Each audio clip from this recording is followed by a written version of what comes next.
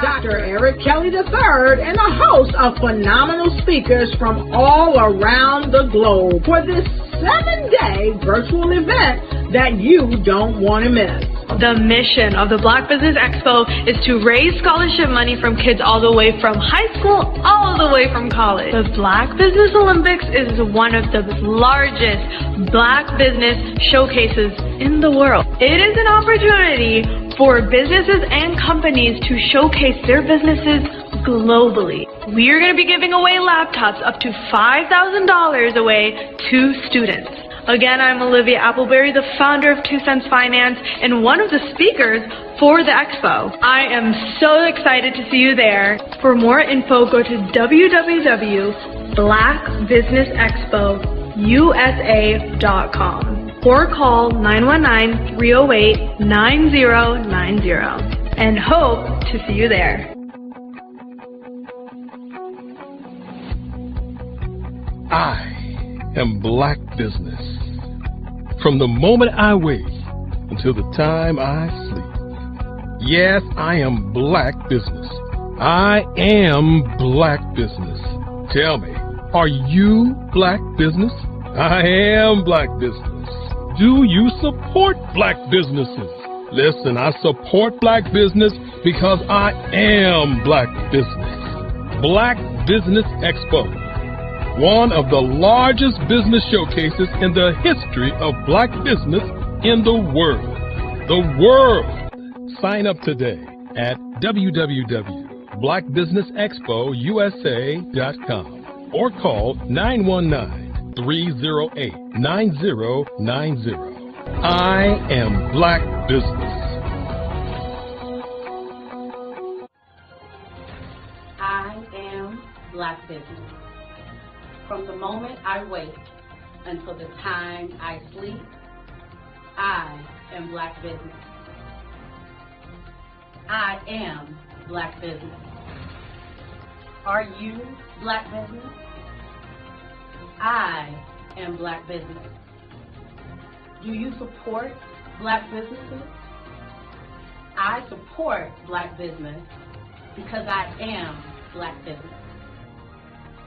Black Business Expo, one of the largest business showcases in the history of Black America in North Carolina. Join Dr. Eric Kelly III and a host of phenomenal speakers from all around the globe for this 7-day virtual event that you don't want to miss. The mission of the Black Business Expo is to raise scholarship money from kids all the way from high school all the way from college. The Black Business Olympics is one of the largest Black business showcases in the world. It is an opportunity for businesses and companies to showcase their businesses globally. We are going to be giving away laptops up to $5,000 away to students. Again, I'm Olivia Appleberry, the founder of 2 Cents Finance and one of the speakers for the expo. I am so excited to see you there. For more info, go to www.blackbusinessexpousa.com or call 919-308-9090 and hope to see you there. I am Black Business. From the moment I wake until the time I sleep. Yes, I am Black Business. I am Black Business. Tell me, are you Black Business? I am Black Business. Do you support Black businesses? Listen, I support Black business because I am Black Business. Black Business Expo, one of the largest business showcases in the history of Black business in the world.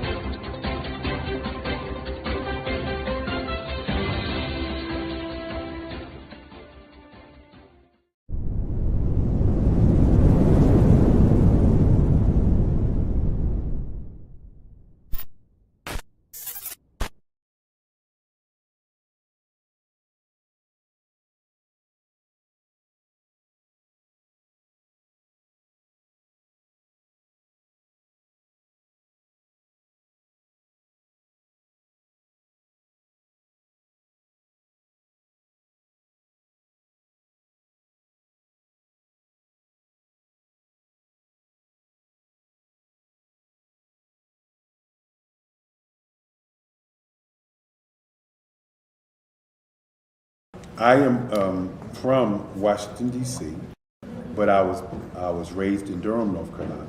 I came to Durham when I was about 5 or 6, and then I traveled back and forth to D.C. because it's where my people are from.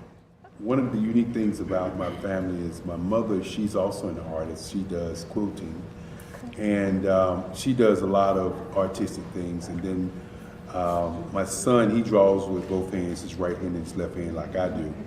So that's kind of a family trait. And then my other son, he's a videographer, and my daughter, she works, she's a regional vice president for Sunglasses. When you start out drawing and sketching, you want to continue to explore, each avenue. I do pastels, I do pen and ink, I do painting, I do acrylics. I haven't done oils yet, but I try to do all facets of art. What I say to a lot of times to people is, you can't put yourself in a box when you're an artist. You have to explore. And over the course of my life, I've tried to explore different mediums. I also do sculpture as well. I choose my subjects by the intensity that they have in their faces, or the intensity that somebody is moving, because I do more than portrait drawings. I also do I do abstract, and then I do figurative drawing also. Well, what happened in this particular show is that I started out trying to come up with something that would be a little bit different than what everybody else is doing. So I was working on a Barack Obama show, and they wanted me to do some paintings of Barack. And so what I did was, because of the deadlines, I kind of did it kind of fast. And then I realized when I was doing it fast, I enjoyed it. And so then I started doing other pieces the same way, and I started to enjoy those pieces also. And so I came up with this particular style, and it's a style of lines and colors. And what's interesting is that when I was in college, I did a show called Lines, Colors, and I talked about the boldness of the blacks, the hotness of the whites, and this is how this has come about, later on in my life. And the colors comes from a lot of the entertainers that I work with, where they wear different colors. They don't wear, your plain reds or your whites. They wear different colors, and so that's also another piece of what's giving me the colors. The subtitle of this show is Faces That Speak Life. What if you could build your own city? A place where every child can find nurturing people to help them achieve their full potential. A place where every adult can access job training support, where health education is abundant, where social justice ruled the land. A place without limitations. Welcome. You have arrived at STEM City, USA. It is what every city should be. A safe and trusted community where you find people and resources to help you become everything you are and beyond.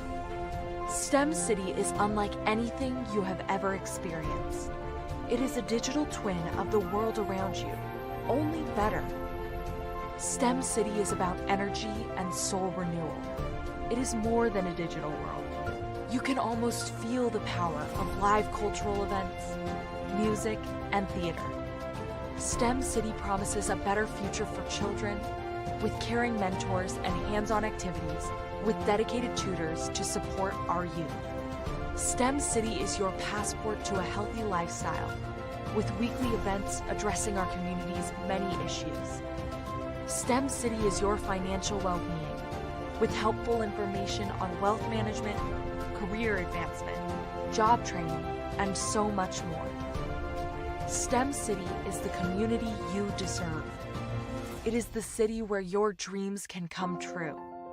STEM City USA, a place in the sky that is accessible to all who reach for the stars.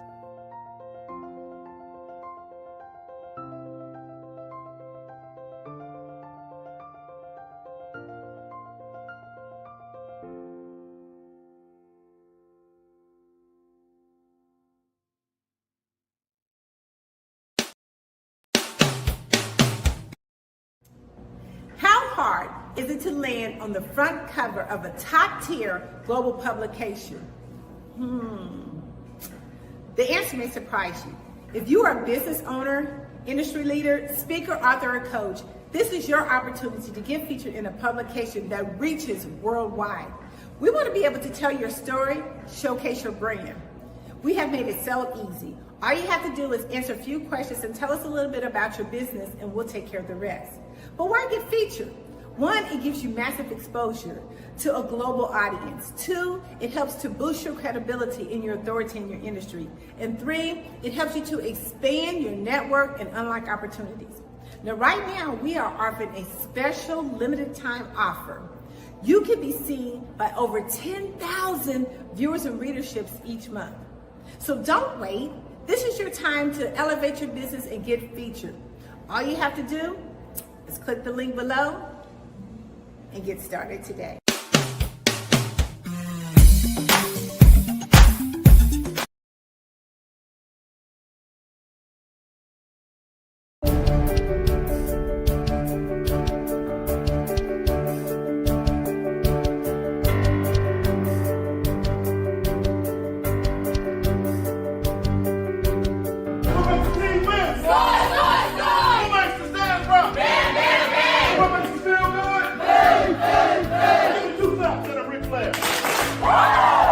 When you hear the word extraordinary, what words come to mind? Outstanding, above and beyond, yes, way above average, amazing, huge, right? Well, here's what I want to tell you. The only difference between ordinary and extraordinary is extra. The only difference between hot water and boiling water is 1 degree. You see, at 211 degrees, water's hot, right? 212 degrees, it boils. With boiling water comes steam. With steam, You can power a train. 1 degree. The only difference between winning and losing is belief. the only difference between a person living their full potential And not reaching your full potential is desire. continue adding that little extra in your community. There's a difference between success and significance. Success is adding value to yourself. Significance is adding value to other people. The question you have to ask yourself there is, how can I add value to them? So you have to be intentional about how you're going to add value to that person. Everybody wants to know that you have something good planned for them. 1, 2, 3, down.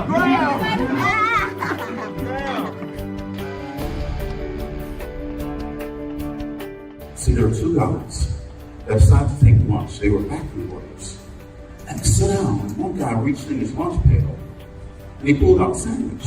And he looked at it and he says, oh my God, this is another bologna sandwich. He goes, I don't want another bologna sandwich. I hate bologna. Why do I keep having bologna sandwiches? his friend said, come on down, man, just relax. He says, it's going to be okay. He says, next time, tell your wife, don't fix your bologna sandwich, and it'll be okay. He said, leave my wife out of this. I fix my own lunch every day. You see, the bologna that we have in our life, we pack it. The bologna that we pack in our lunch pail, we put it there. The question is, what bologna are you packing in your lunch pail every day? What bologna are you packing with you from last year into this year? And what bologna are you going to pack from this year into next year? This young lady right here, I got married when I was 19. She was 17, senior at Washington Merritt High School. We didn't want bologna in our lives forever. We decided to live a life of significance and give back to our community that helped us every day. Not every other day, not some days, not most days, but every day to give back to someone else.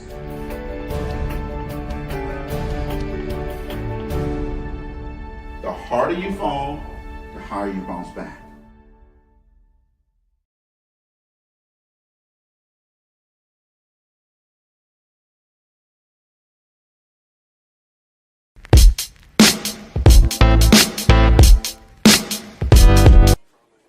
So, you going to the Christmas party on Saturday? Of course. What do you think folks will say if my wife and I didn't show up? Plus, they'd miss my dance moves. Please. Those moves from the 80s? Seriously lame. Lame? Well, maybe a little bit, but this chief of surgery always gets the party started, sister.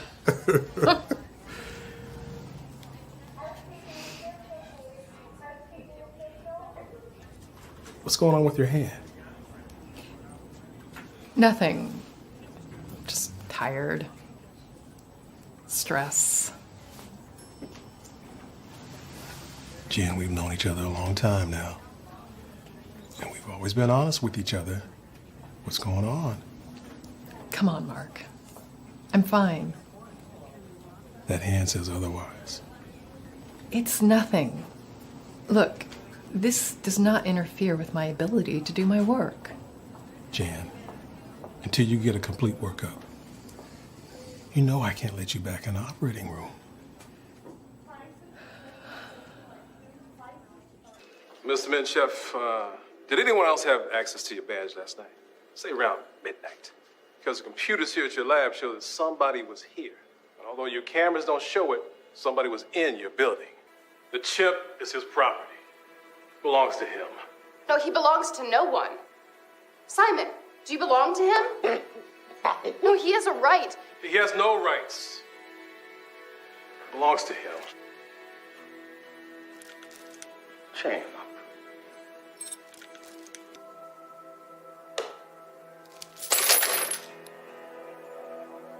Wrong? He just wrote free man. I am not chaining him up. Hey, man, where's the bathroom, man? Huh? You know you're the only one, right? Right, and she's number 2, and that one's number 3, and number 4. All of this stuff, it's not pleasure. This is business. It's not. Relax. Enjoy yourself, all right? You know where they are. I know you know. You're just lucky I'm a nice guy. This house is for sale. You go in and act like you want to buy the place. Look around. Find everywhere you want to go. That way you'll know the floor plan. Aren't you worried that they might call the cops afterward? No. Because when he gets back, we gonna kill him and his wife. Lock this up. Somebody forgot to throw away the key.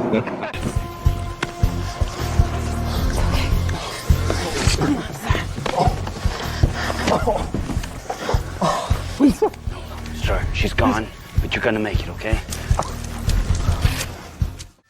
My heart is aching, but I'm a fool to let it go on breaking. No way. Hey, look, guys, it's spaghetti. Hello, how are you? I don't believe this. Hey, could you do me a big favor and spook my kids for me? I'm with my friend, so... Could you do me a favor? All right. Come on, please. Spaghetti, thank you. Come on, for the camera, just one more time, please. I'll give you one standing up. Yeah. Framed it. Shouldn't be shooting this. Yeah. Spaghetti! Yeah. Spaghetti! That's it. Oh, spaghetti! Boogie, Yeah. Spaghetti! Yeah. Spaghetti! That's it. Yeah, Making our day. Spaghetti, yes. Hey, I'll give you 3 more. One more quick favor. Yeah. Could you take a picture with them? My Yeah. kids? Huh? Come on. Let's do it. Yeah. Right here. Got you all in frame here. Do you mind if you move out of the picture a little bit? You're kind of in the way. Yeah, I'll try. All right, listen, I appreciate it. Thanks. Oh, smooth!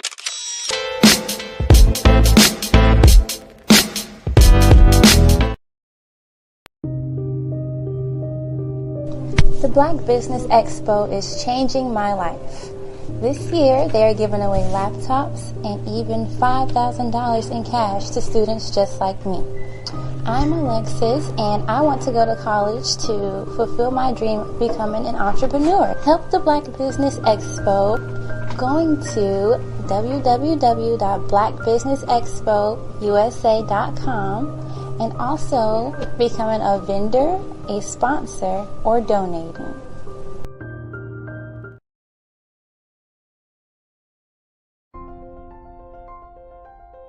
What if you could build your own city? A place where every child can find nurturing people to help them achieve their full potential. A place where every adult can access job training support, where health education is abundant, where social justice ruled the land. A place without limitations. Welcome. You have arrived at STEM City, USA. It is what every city should be. A safe and trusted community where you find people and resources to help you become everything you are and beyond. STEM City is unlike anything you have ever experienced. It is a digital twin of the world around you, only better. STEM City is about energy and soul renewal. It is more than a digital world.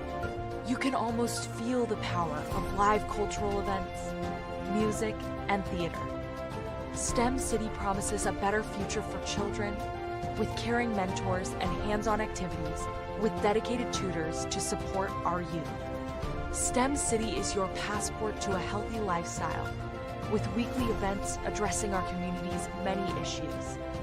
STEM City is your financial well-being with helpful information on wealth management, career advancement, job training, and so much more. STEM City is the community you deserve. It is the city where your dreams can come true. STEM City USA, a place in the sky that is accessible to all who reach for the stars.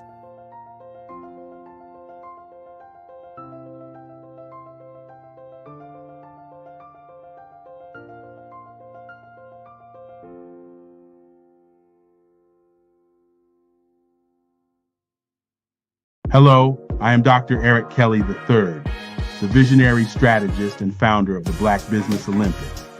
I invite you to showcase your Black-owned businesses on the Black Business Network global stage. The Black Business Olympics is a global Black Business Network platform that propels Black-owned businesses into the international spotlight.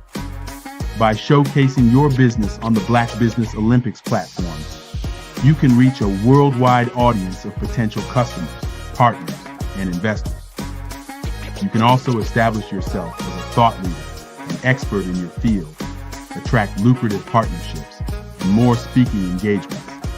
In addition, the Black Business Olympics platform provides a valuable opportunity to connect and collaborate with like-minded entrepreneurs and business professionals from around the world.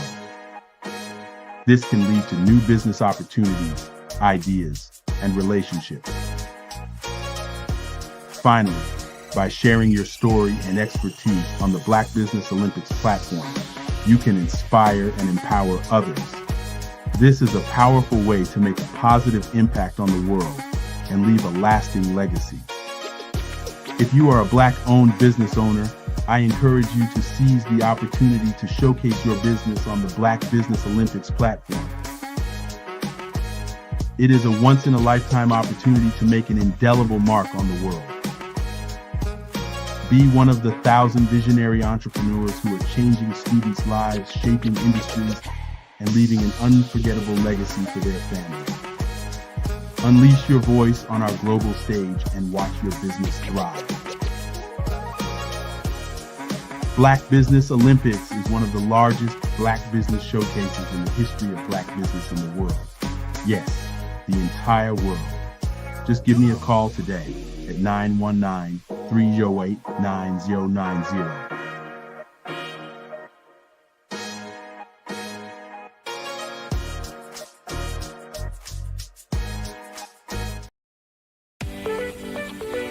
You are in the right place at the right time. The Black Business Network opens again for its Black Business Olympics, a 24/7 broadcast on business, strategies, global branding, social media marketing, finance, advertisement, and much, much more. Featuring the top, most powerful entrepreneurs and speakers and thought leaders from all around the world as they gather together for this phenomenal event. Join the Black Business Network streaming live into the metaverse, STEM City USA, Black Multiverse, Pod TV, Roku, Hulu, iHeartRadio, Apple TV, YouTube, TikTok, Instagram, Google Podcasts, Facebook, LinkedIn, IBM TV, Spotify, and Twitch. Tune in today and be a part of this amazing movement. The Black Business Olympics welcomes you.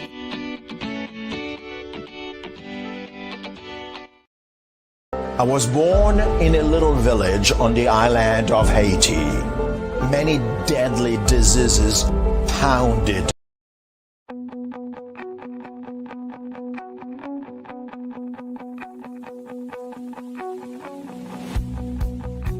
I am Black Business. From the moment I wake until the time I sleep. Yes, I am Black Business. I am Black Business. Tell me, are you Black Business? I am Black Business. Do you support Black businesses? Listen, I support Black business because I am Black Business. Black Business Expo, one of the largest business showcases in the history of Black business in the world. The world. Sign up today at www.blackbusinessexpousa.com or call 919-308-9090. I am Black Business.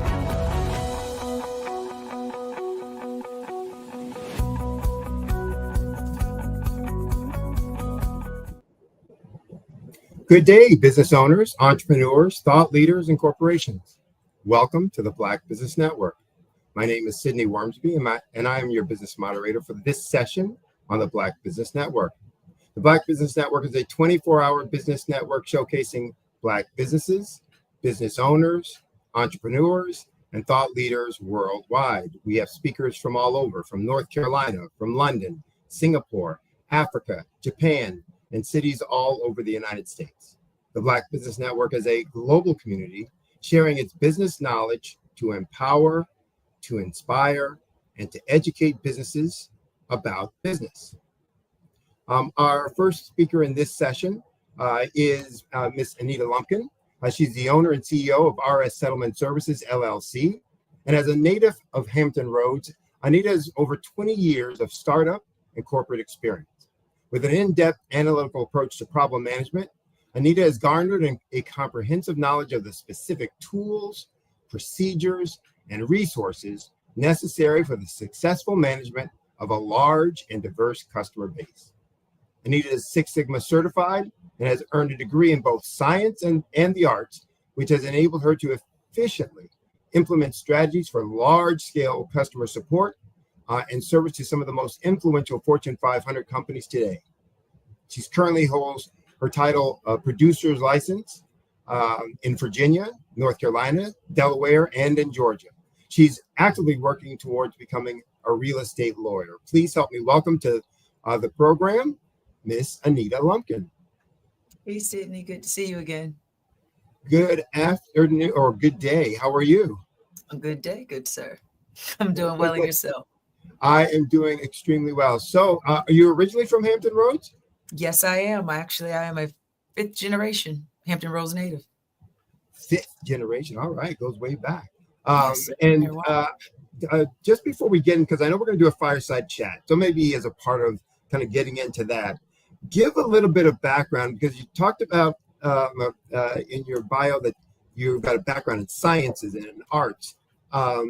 Talk about why the diversity. Was that by accident or by design?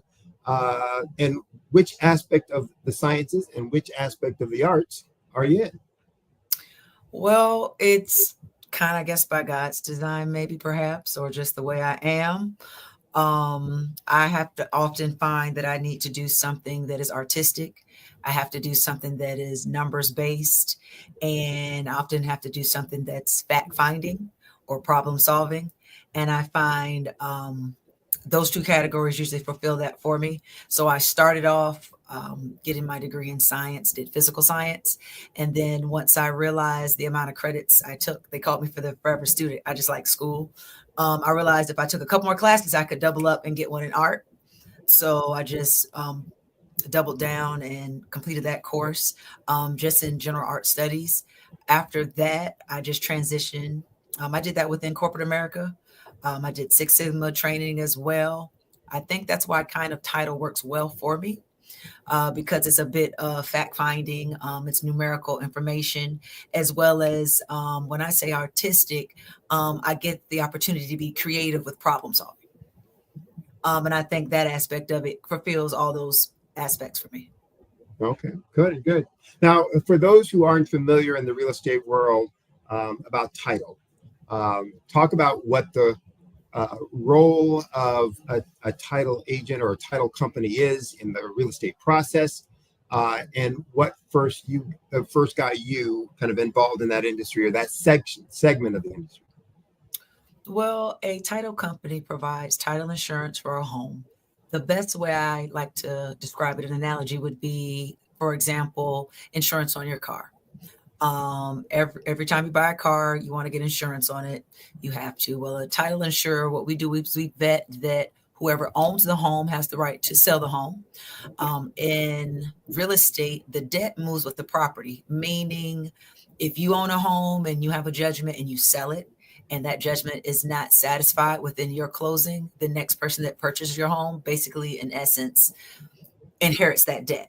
So what title insurance also does is it vets and makes sure, and it gives a promise saying that we have looked at all the records. We've ensured that if it has not been paid, we're paying all of these things at closing. Here's some insurance. So if anything happens moving forward, you can claim back on us saying that, hey, you guys vetted this. Either A, we solved the problem, or sometimes we just have to pay out of pocket and fix if there's an error. So basically, title insurers, we provide a guarantee when purchasing a home on your transaction.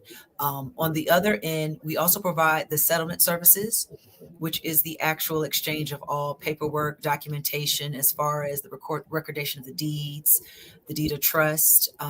We hold all the money, as well as the escrow agents, and we also administer and disperse all the payments. So we do the checks and balances down to a penny. Everything must balance out. And at the very end, if I have 13 cents in my account, I have to give it to somebody. So it's a pretty accurate job. With those three portions put together, as I explained before, it kind of hits all those nuances that I like within just my personal makeup. How I got involved in title, my mother's a broker. She's been in real estate most of my life. I've never really had an interest in real estate, but I didn't know about this portion of it. And she had a home that she could not sell because it had a probate issue. A probate issue is where, in this instance, there was a home that had been in a family over 100 years. It had passed family lines. There was an adoption. The guy that currently owned it was the only child, and all his family members had passed. So they were having an issue proving that he was the rightful owner to the property. And I was brought on to do the research, the genealogy for it. And once I did the genealogy for it, the lady that actually owned this company was a mom and pop when I came along. Once I presented her with the work, she was like, I get this work kind of often. Would you be interested in doing some more work for me? And I did that for a little while. And then she said, I have this business. I have no one to leave it to. Would you be interested in learning and taking over? I want to retire in a couple of years. And here we are. Good. All right. Now, you mentioned that briefly in your initial response that you got your certification in Six Sigma through kind of corporate life, Fortune 100, 500 companies. Talk about your experience there and your transition. What if you're able to say what were some of the companies that you worked for, and what made you want to transition from that into doing your own thing? Okay. I would say the Six Sigma portion of my career was towards the end. I work for Cintas. They're a national company. You usually see they do the uniforms, the mats. You see the little CINTS truck everywhere.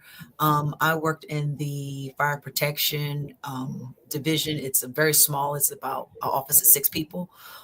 We would handle the whole country. And my region was the entire East Coast. It was all restaurants, any type of restaurant chain down to, what do you call them? truck stop stations, all the Dardens, any Red Lobsters. And our job was basically to manage different companies that were assigned contracts to clean the exhaust systems in the restaurants, which had regulatory things. We had to verify photos. It's basically, we ran our own little mini businesses, and you had about, I think I had about 70 vendors under me and about 900 locations. So that kind of got me into my account management phase of my career, and it that lasted pretty well. That was probably one of my favorite jobs. They provided me with my Six Sigma training, which was necessary at that time for the type of volume of accounts I was handling. I want to say monthly, I was averaging about 30 million in assets as far as just turnover. I've also worked for Dominion Energy, Cox Cable, Time Warner. I've worked for the private airport here in Virginia. I've worked for Teleflex Medical doing medical surgery supplies. I worked for who I cannot disclose. We did medical research where we did a voluntary study on a new allergenic nostril medicine. I also worked on the Gulf oil spill study. I was the head project manager on that down in North Carolina. We did research on oil spills. I also did a research study for OSHA for when the doctors transitioned from the paper to the, I'm old head, I've been around a while, to when they first went to the electronic medical records that everybody's on now. I did the study for that transition on that, just seeing how the doctors appreciated, how they liked the transition to the system, how it was working for them, like when that transition came. So I would do things like that. On the artistic side, I partnered with Something in the Water, something recently in Virginia around 2019-20 before the pandemic. I was doing festival production. I had a mobile sneaker business for a couple years where I sold exotic sneakers. I traveled the world and collected very, very rare 10 of 10, 1 of 100 type of shoes and sold to an elite clientele. I used to own a classic car restoration business. I used to paint cars and do body work. I've done a little bit of everything. I've done, I mean, I could probably name a lot more. That's just off the top of my head, just some of the stuff that I've done over the years. So talk about from your, all of those areas of success and activity, et cetera. What do you attribute your success to? Is it the academic knowledge and information that you gained, through your schooling process? Is it, some of the ways that you were raised by your parents and other adults in your life? Is it your personal characteristics and quality? What do you think is kind of the major thing behind why you've been able to be successful in all those endeavors? I would say it would be a mixture of all, but the most impactful, I would say, would have been my parents' influence. My mother specifically always told me I could do anything. And I was able to do anything. My father was a very handy man. He could build things. He was actually a lithographer for the Navy. He did all the art and designs for their documents before they transitioned to computers. So I come from an artistic family. I have uncles that are architects, so it's kind of in my blood. And he taught me how to self-teach in an era before the internet, which was very handy. So reading instruction manuals, knowing how to read something and interpret it, comprehend, to build, that was instilled in me as a child. With those two characteristics put together, knowing that I can do anything, and all you need, knowing where to find the information to teach myself. I'm never afraid to ask for help or for someone to show me. And then I added my spice to it. I always look at it and I said, well, if that person can do it, I can do it. That's just always been my thought process. And I put those together and I just always attack things. I'm smart enough to know I don't know enough when I do something to partner with somebody that knows what they're doing or get under their wing. I'm forever the student. I'm always humble. I'm accountable. And I think that helps me in transition because you're going to always make mistakes, especially when you're at a high pivot rate because you're always on the learning curve. Just accountability. I think that helps. I have a lot of people that have clients, no matter what type of business I have, they find a way to patronize my business just because they know if I'm putting my energy into it, it's going to get done right, or they'll be handled accordingly. Schooling taught me to show up. Also, school helped with my network. I would say that's the most important thing I got from school, would have been the network that I matriculated through. And the corporations just, I don't know, I guess corporate America taught me how to set up a business structure, not more so the administrative side, or how an organism runs from a giant platform. So it was very easy for me to take that mindset and regenerate organisms that were kind of automated within anything that I did. It's interesting that all the things that you're putting together, the things that you learned from your dad, from your mom, et cetera, and how you've been able to incorporate those into your business success. Do you think the things that you learned from them, are they the things that you think in terms of habits, characteristics, you talked about being able to learn on your own or to teach yourself. Are those, some of the personal habits that you think everybody needs to have to be successful, or are there some that you think everyone should have, or do you think that's just different for each individual and each situation? I think self-awareness it's different for everyone. You have to know yourself, your weaknesses, your strengths, and then attack it from that viewpoint. I know I'm a unique case. I have quirky things that I do to get me over little mental humps other people might not have. I find it's difficult for me to work from home. So I do little tricks where I wear my business shoes, even in my pajamas when I work from home, and it gives me the mindset to work. I mean, so some people might not have that problem. So I say self-awareness, knowing what you're good at, hiring someone, or being honest and asking for assistance in becoming stronger in that asset. There's a lot of free assistance out right now, especially for small businesses. Look into your local cities, your local minority councils. There's so many free resources to assist anyone at this point. If you want a business, if you want to be successful, you really don't have to spend your own money anymore. Just see what your weaknesses are, address them, and just move forward. So talk a little bit about, from your success, some of the things that help you with all the things you're involved with, the different businesses, and the things that are so meticulous. When you talked about for title, et cetera, some of the things that are so meticulous. What are the personal habits, or what are the personal processes that you use to stay focused, to stay intentional, to avoid distractions?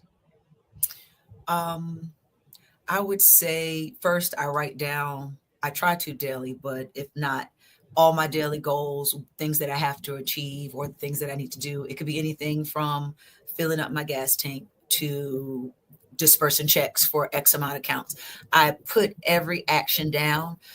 So at the end of the day, I have something, not only it keeps me from being distracted because I can just keep going back to a list. It gives me the freedom to choose the level of intensity of my mind. So I could tackle something very hard, then jump to something easy. But at the end of the day, it allows me to see that I accomplish things. That helps me to keep moving forward and stay within the business because it gives me actionable items I can see. And then at the end of the day, it gives me a sense of accomplishment because I keep moving my ball forward. So I always like that, to continually be moving my ball forward. That helps with me. Other things I do, I have my staff hold me accountable. Again, I know my weaknesses. I'll tell them up in advance, hey, this is due on this day. I need you to be a gnat in my ear. This is this is this real deadline. You need to see me doing this on this so I can submit this. I I tell people what I need from them so that they can give it to me so I can show up. Help me, help you, help me is kind of what I say. So I'm very forthcoming with my staff when certain things need to be done to make sure that I get them done because I get spread so thin sometimes. Personally, I keep a routine. I keep things organized and neat.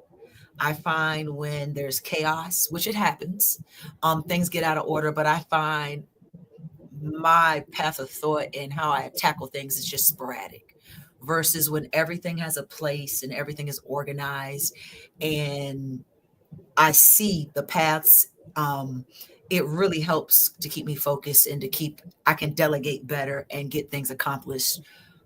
As I like to say, I get multiple things done at once. So that really helps as well. Why don't you go into that in a little more detail and talk about the role of discipline, structure, etc., in your daily life, impacting on your leadership of others and impact on your decision making. So you kind of touched on that, alluded to it, but if you could go into maybe that a little bit deeper, and if you have some examples from your career, that could highlight them. Can you ask that question again? Sure. Talk a little bit more about or deeper about the role of self-discipline in your daily life. Some of the things you were talking about before of keeping structure and routine and being disciplined about that. How does it impact your ability to lead others and to make decisions, in the realm of, all that goes on in business world? I would say it allows me to, because I have a analytical and artistic side to myself, I'm able to provide the different styles of structure depending on my staff's personality. I have a young lady here that's kind of like myself, quirky, floaty, a butterfly. And so she needs to kind of purge and use a system like I do to keep up and to not feel overwhelmed, because it works until you feel overwhelmed. I have another young lady in my office. She's very analytical. She's very A personality. And for her, I teach her more of the computer technical side, which I would have learned from corporate, how to run Outlook, how to run calendars, how to set up tasks that automate to you. She's more of a on-hand computer person versus my other young lady. She needs to have a notebook, write down, right through it. So it's both different styles. I learned one from corporate, one I taught myself when I became an entrepreneur because I noticed I needed my own self-management tool to make sure I was achieving goals. Getting on Outlook and not having a team to talk to wasn't beneficial when I first started off. So I had to figure out what would change.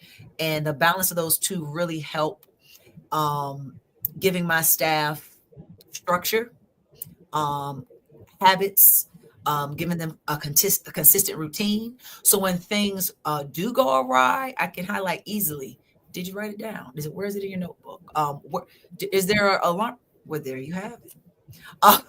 And we're able to get everybody back in line. I think it really helps. I guess that answers your question.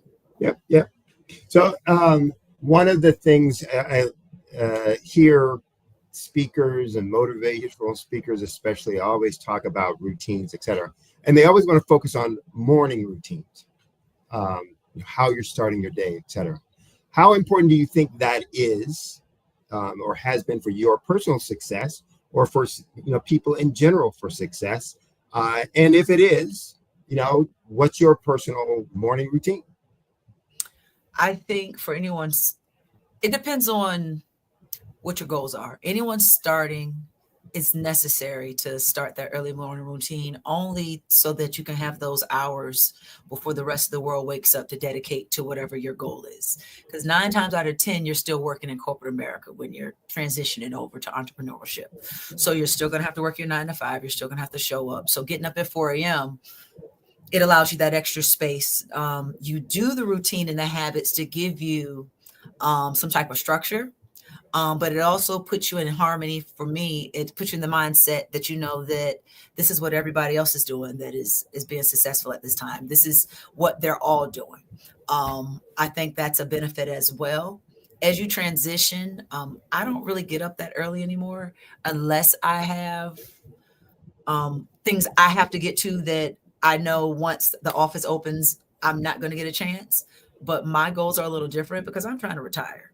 I don't need a whole bunch. I just need this thing to work without me. So that's kind of my goal's a little different. So I have one foot in the door, one foot out, trying to perfect this bad boy. So for me at this point, I have to make myself come in the office.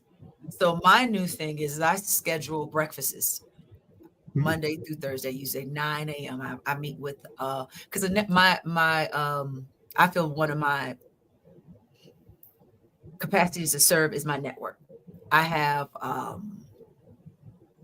I would say social currency, my ability to connect people. I know a lot of people and I'm able to, when I meet, I get out of the way, but I'm like, let me introduce you to this person. I think you have like goals. That's one of my big features. So I find that, well, I've done got off track. I lost myself. Where was I? We're talking about morning routines and how important they are or aren't. For me now, I do the breakfast meetings. I meet with random people in the various industries that I've had over my career within my own. That gets me out the house and dressed 9:30. My meetings are near my office or in my office, so that gets me in my office. So I can guarantee myself at least 4 days a week, I'm going to not only touch base with someone to keep my network alive, but it's going to get me in the office. And more importantly, make sure that I'm dressed because I don't have to get dressed to come to the office anymore. So I'm at that phase. So it's almost like I have to have the routine to keep me in the professional mindset most of the time. Well, that helps me transition to the next question because I'm going to paraphrase that great philosopher Mike Tyson, who said when they were interviewing him about plans and stuff for boxing matches, he said that every boxer has a plan when they get in the ring until they get punched in the mouth. And so my question to you is, for your routines, etc., how do you stay consistent and disciplined with those, even on those days or those times where things are just going hairy-carry and really chaotic? I do my best and I give myself grace. I'm only one person. Right. I know the genuine authenticity is there to do the work. I know it's embedded in me. When it's time to get busy, we get busy. So I usually don't have any issues. I just show up and get it done. That's just it. I just show up and get it done. It's when I'm here, I'm here. I just got to get here these days. All right. I know that feeling. Talk about accountability. Because you talked about with your staff and how you work with them, et cetera, et cetera. And when you're working with others, and especially when you're managing others, there's rewards, there are consequences, et cetera. How much does accountability play in not only building your team, but building strong routines and strong habits?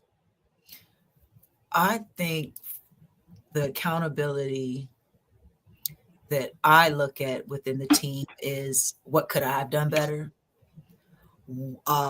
Is it how I taught it? Is it the way I posed the question? Is there anything that I could have done better to cross over or to communicate effectively with the staff to get the desired results that I want? I'm blessed to be surrounded with staff that I know that genuinely want to be here, that genuinely love their job and want to see us succeed. So I know it's never a malicious or just a lack of ethics when it comes to things. So I have a different era of how I look at mistakes and when things don't go the way they should. or they've been designed, or I've instructed them to. I first look at myself. So I think the first accountability at that management level for everyone is to look at yourself first, see what you could have done different. Ask questions. I always ask my staff, hey, is there anything I could be doing different? Is there anything that I can work on? Because I'm a work in progress myself. I have my own personality. I have my own days. When I'm hungry, I'm angry. When I'm hot, I'm angry. It's what it is. I'm getting into my mid-40s, so I feel there's going to be a premenopause state coming in. So you got to check in with your staff, see what's going on, see how you can improve. But then you also have to keep them accountable. I have a young staff, so I don't allow them to gaslight me or talk in circles. There's certain things that you got to do better. Come on. They're just young, but after a certain while, it's like, okay, come on. Or you're going to have to put them cell phones up. I'm going to have to treat you like I don't want to treat you. My office is kind of like a Google network. As long as your work gets done, you're free to work. Why should I have to stand over top of you and micromanage you? But now if you can't pay attention to detail and you're not doing what you're supposed to do, and I'm having to ask for things 4 and 5 times, which I already told you, I delegate because I got to get it out of my head. Now you guys got to put your phones up. Now we're going to have to go to a little bit of a structure. You just can't take lunch when we want. Everybody's going to have a time frame. So if we get like that, sometimes I have to I call it locking the office down. I don't make them stay. I just remind them what it's like in the real world. This is what it's like. If you leave here, you go work somewhere else. So be happy, be grateful, do great. Yeah. We're running out of time, but I want to ask this last question before I have you talk to folks about how they can get in touch with you. My focus, so I'm a business growth coach and consultant, so working with CEOs, entrepreneurs, startups, turnarounds, ongoing concerns, etc. But I work with them on this concept of small change to big things and the impact they can have. So my last question to you is going to be this. What's a small change? A small change in habits, or a small habit that someone can change that will have, in your opinion, a big impact, an oversized impact for the size of the habit itself. So talk about that, and how that's impacted you and your business and your career. I had a habit in the beginning. I had a 5-second rule. When I think of something, I either have 5 seconds to do it or write it down for it to be done. And that was a part of my accountability and learning not to lie to myself, because I knew if I didn't do those 2 actions within that first 5 seconds, it wasn't going to get done. I was just talking. And that really propelled me to move. Anything small from I need to wash the dishes. When you have those sorts, either go wash them now, something like that, you need to go wash them right now. It could be I need to file my LLC documents. Either get up and put it on your calendar, give it a time, give it an alarm, make it an actionable step within the first 5 seconds, or you're not going to get that done in a timely manner. So I usually try to apply the 5-second rule for some type of action with the thought behind it. That's a different 5-second rule. My 5-second rule was about if it hit the ground. Yes. I like that one too. But think about it. That's the same energy you want to have with your own goals. There you go. I like that. Okay, I got a new 5-second rule now. Thank you very much. No problem. There's a lot of folks out there who are listening to you who one, like the routines, like the habits, want to know more about how they can improve their process, be more disciplined, etc. But also about your services and maybe how they can use you in their real estate transactions or for business, etc. So how can folks hear more about your thoughts, habits, and routines, learn more about what you do in your business, and get involved or engage with you on either the professional development side or the professional services side? Well, the best way to get information about us will be on our website, which is www.rssettlements.com. If you want to learn anything about us, you can just put us in Google. Our Google reviews speak for themselves. Our social media is where you can see content about your habits, day-to-day activity at the title company, or interact with any of us. That would be at RS Settlements. That would Instagram, Facebook, any of the major social media sites. I can be reached at Anita at rssettlements.com. And our main office number is 757-354-4899. I told you I'm 1 foot out. And what we do, we are a Black-owned title company, SWAM certified, the only one in Virginia. We do commercial and real estate closings. We also hold escrow. We work well with investors. We have a 1031 exchange that can be done nationwide. We have our title licenses in Georgia, North Carolina, Virginia, and Maryland, Delaware. And we also have a title abstracting company where we can do your title search for you as well. That's about it for our services. Wow, that's quite a bit. Well, I really enjoyed the conversation and catching up with you again, so I appreciate that.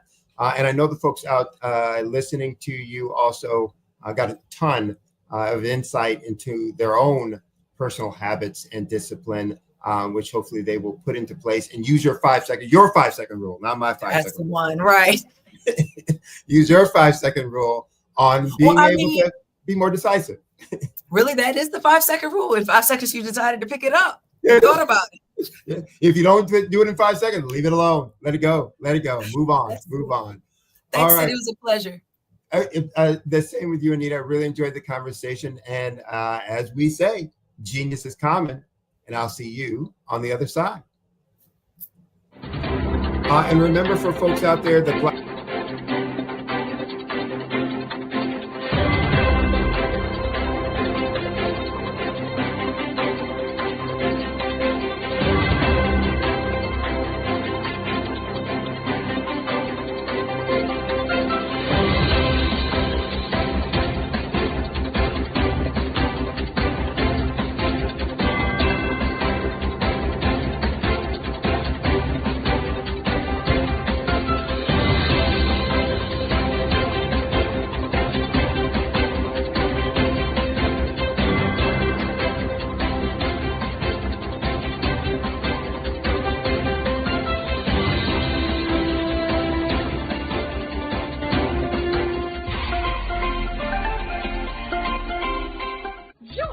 Dr. Eric Kelly III and a host of phenomenal speakers from all around the globe for this 7-day virtual event that you don't want to miss.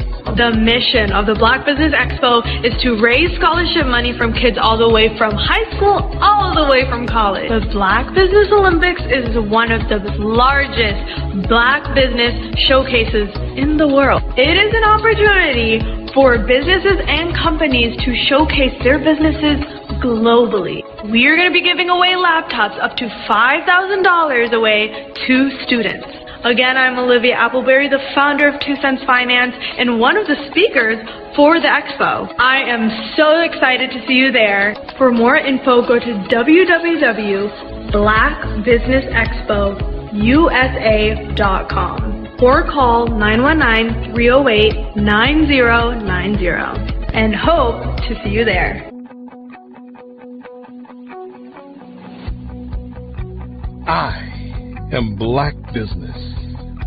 From the moment I wake until the time I sleep. Yes, I am Black Business. I am Black Business. Tell me, are you Black Business? I am Black Business. Do you support Black businesses? Listen, I support Black business because I am Black Business. Black Business Expo, one of the largest business showcases in the history of Black business in the world. The world! Sign up today at www.blackbusinessexpousa.com or call 919-308-9090. I am Black Business.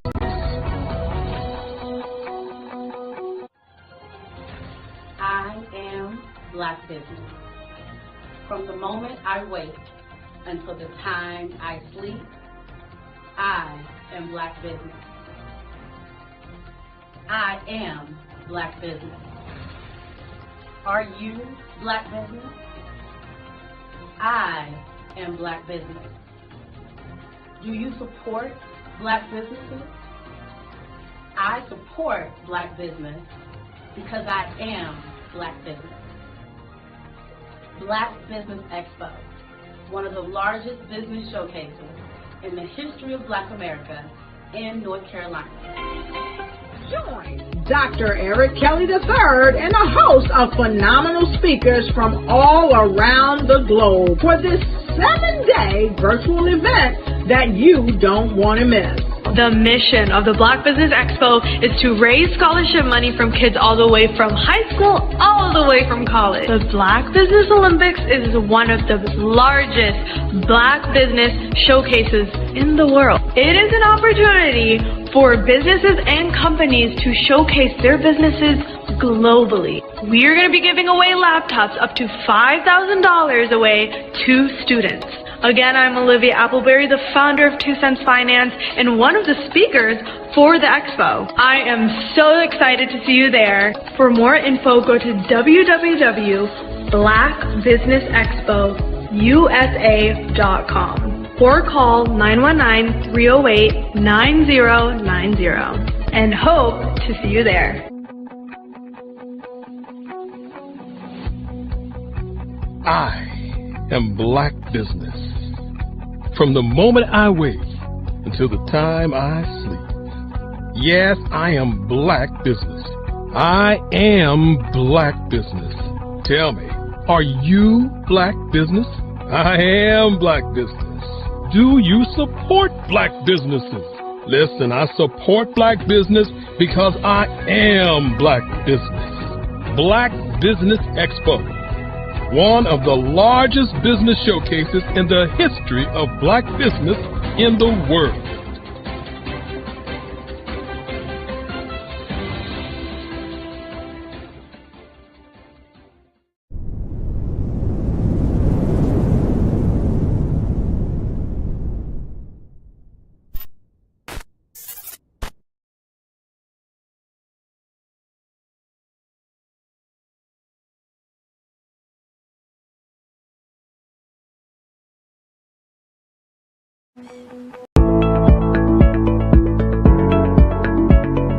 Prepare for what's coming and dominate in economic winter.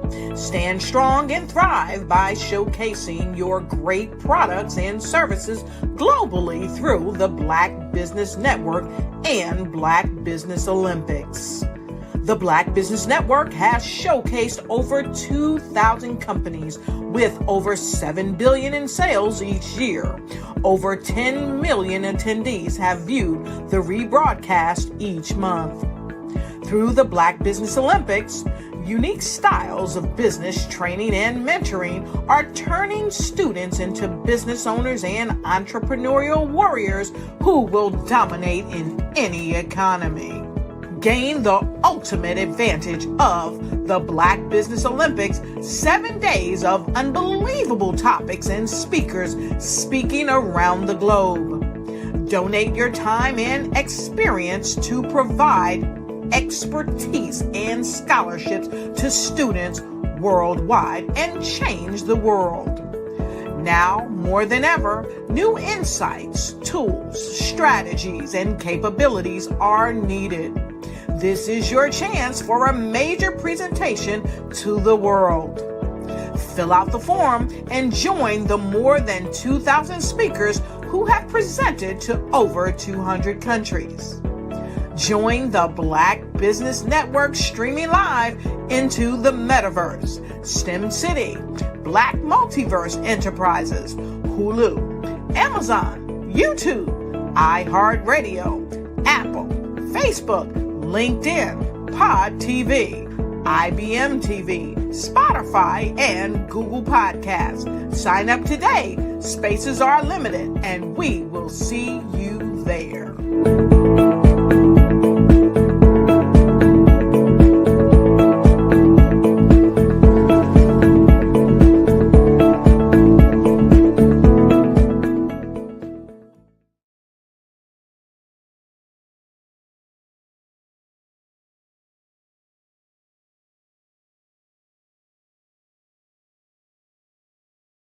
You are a Black-owned business and you're looking for new ways to expand your reach.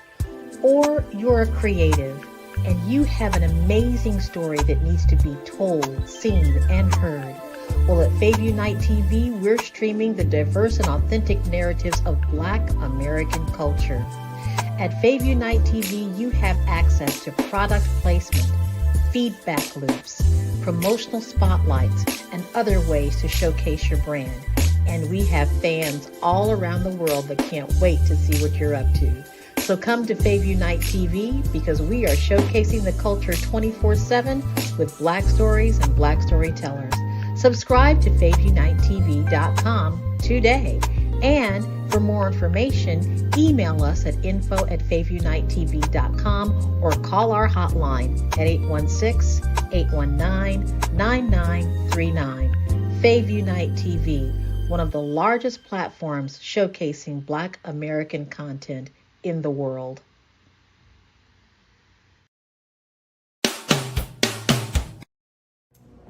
How hard is it to land on the front cover of a top-tier global publication? The answer may surprise you.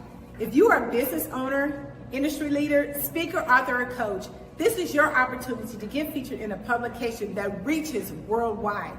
We want to be able to tell your story, showcase your brand. We have made it so easy. All you have to do is answer a few questions and tell us a little bit about your business, and we'll take care of the rest. But why get featured? 1, it gives you massive exposure to a global audience. 2, it helps to boost your credibility and your authority in your industry. And 3, it helps you to expand your network and unlock opportunities. Now, right now, we are offering a special limited time offer. You can be seen by over 10,000 viewers and readerships each month. So don't wait. This is your time to elevate your business and get featured. All you have to do is click the link below and get started today.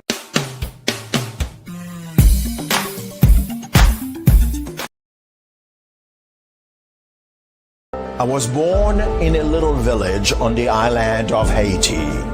Many deadly diseases pounded me.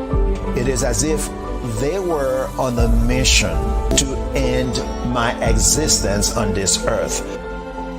I refused to give up. In 1983, I left Haiti and came to the United States of America. And I came with $5, 2 shirts. I didn't speak any English. I came to Atlanta. I got a job. I was a doorman. I was a doorman with a dream. What I used to come on stage. I'd rehearse this moment that I'm standing in front of you. That's the power of a dream. Maybe today is the day you begin acting as if you already have it. And then step out with full force. Take a risk. No condition is permanent.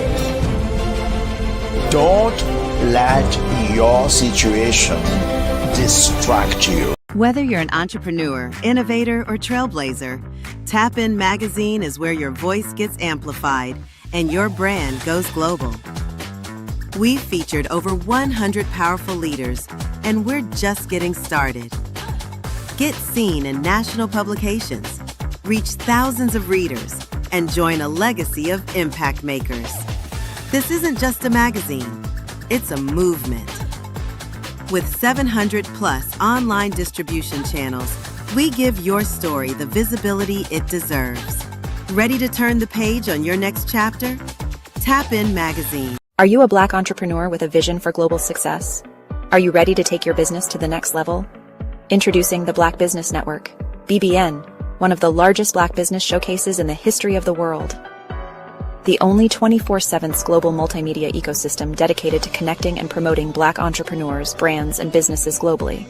With BBN, you can sell your business now 24 hours a day to over 200 countries. Reach a global audience in real time, build trust, and generate leads like never before. Access a world of opportunity with our live streaming and replay platform, featuring on-demand content, documentaries, and exclusive interviews.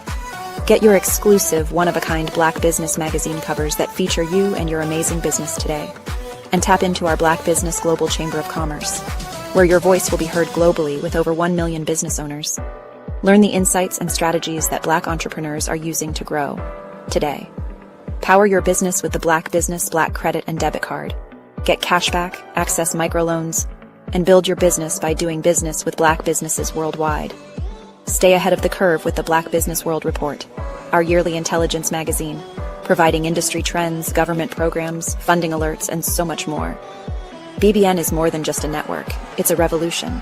It's a global movement, uniting Black entrepreneurs from over 200 countries to share knowledge, build relationships, and create economic empowerment. And for corporations, BBN offers a unique opportunity to demonstrate your commitment to diversity and inclusion and access. Submit your corporate commercial today. Sponsor BBN. Reach a targeted audience. At 5-Star BDM, we don't just elevate brands, we forge industry icons. Our mission is to amplify your business and personal brand through dynamic AI-enhanced strategies and an elite professional network of over 20,000 experts. We empower entrepreneurs and small to medium-sized businesses to lead, scale, and transform. Our powerful network accelerates your speed to market and connects you with unparalleled growth opportunities. If you're ready to lead, we'll position your brand to set the industry standard. Explore our comprehensive services designed to build your brand, drive growth, and innovate your business. From personal branding and business development to technology solutions and investment banking, we offer tailored strategies that deliver measurable results and help you dominate your market. Our personal branding service uniquely tailors your professional story. Starting at just $99 per project, we offer online courses, in-person workshops, and scheduled weekly calls. Perfect for individuals beginning their personal branding journey, we help you craft a legacy that commands attention and respect. Strategic plans and execution are at the heart of our business development services. We focus on sustainable growth, helping you secure funding, scale operations, and expand your market reach. Our expertise ensures your business thrives in competitive environments. Innovate with custom artificial intelligence, machine learning, and software solutions tailored to your needs. Our technology services are designed to enhance your business operations and drive efficiency, ensuring you stay ahead in the digital age. Discover real stories and real results. From healthcare startups to tech entrepreneurs, our clients have achieved extraordinary success. For instance, a healthcare brand transformation led to a 40% drop in patient infections, showcasing our impact in diverse industries.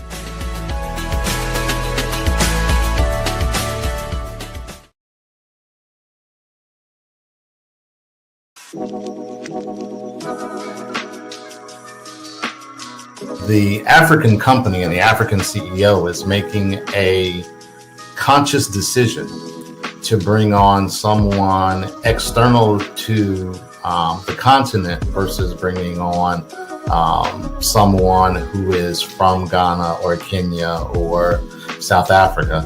And so the skill sets of the people that we take through our executive leadership training program and ultimately on the placement, obviously have to be extremely high caliber. So what we look for are corporate executives at the vice president to C-suite level, as well as Black entrepreneurs. When we look at the Black corporate executives, we're looking for some very specific skill sets, whether that be around supply chain, sales and marketing, engineering, product development. We want our folks to be able to add immediate value to the corporate board, right? And the other thing is, even if they don't necessarily have specific industry experience, they're bringing a diversity of thought.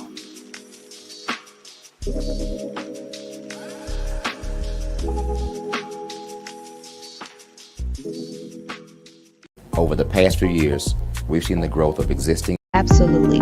So our coaching program help people that have the lack of time, that lack strategies, and lack the confidence to go after their dream life. So we help them implement tools. We help them implement. I love to leave the inherited lack of finances or the education behind finances. But it wasn't until I lost my firstborn, my only son, that life changed for me. And where I was going after it all, living the corporate life, hit my 6-figure income, and living in my dream house with my dream man, driving my dream car. Wow. I nearly lost it all when I lost my son. And so I realized it only takes one financial catastrophe that can change your entire life. That's what made me start All New Beginnings. Because no matter what's going on in life, there's a new beginning. And because of that, we develop a program called Wise Minded. My little slogan is, don't just dream it, let's live it. If they want to connect with you or work with you, what is the best ways for them to be able to do that? Well, for my social media guru, you can connect with me on every single social media platform as Tanya T. Rose.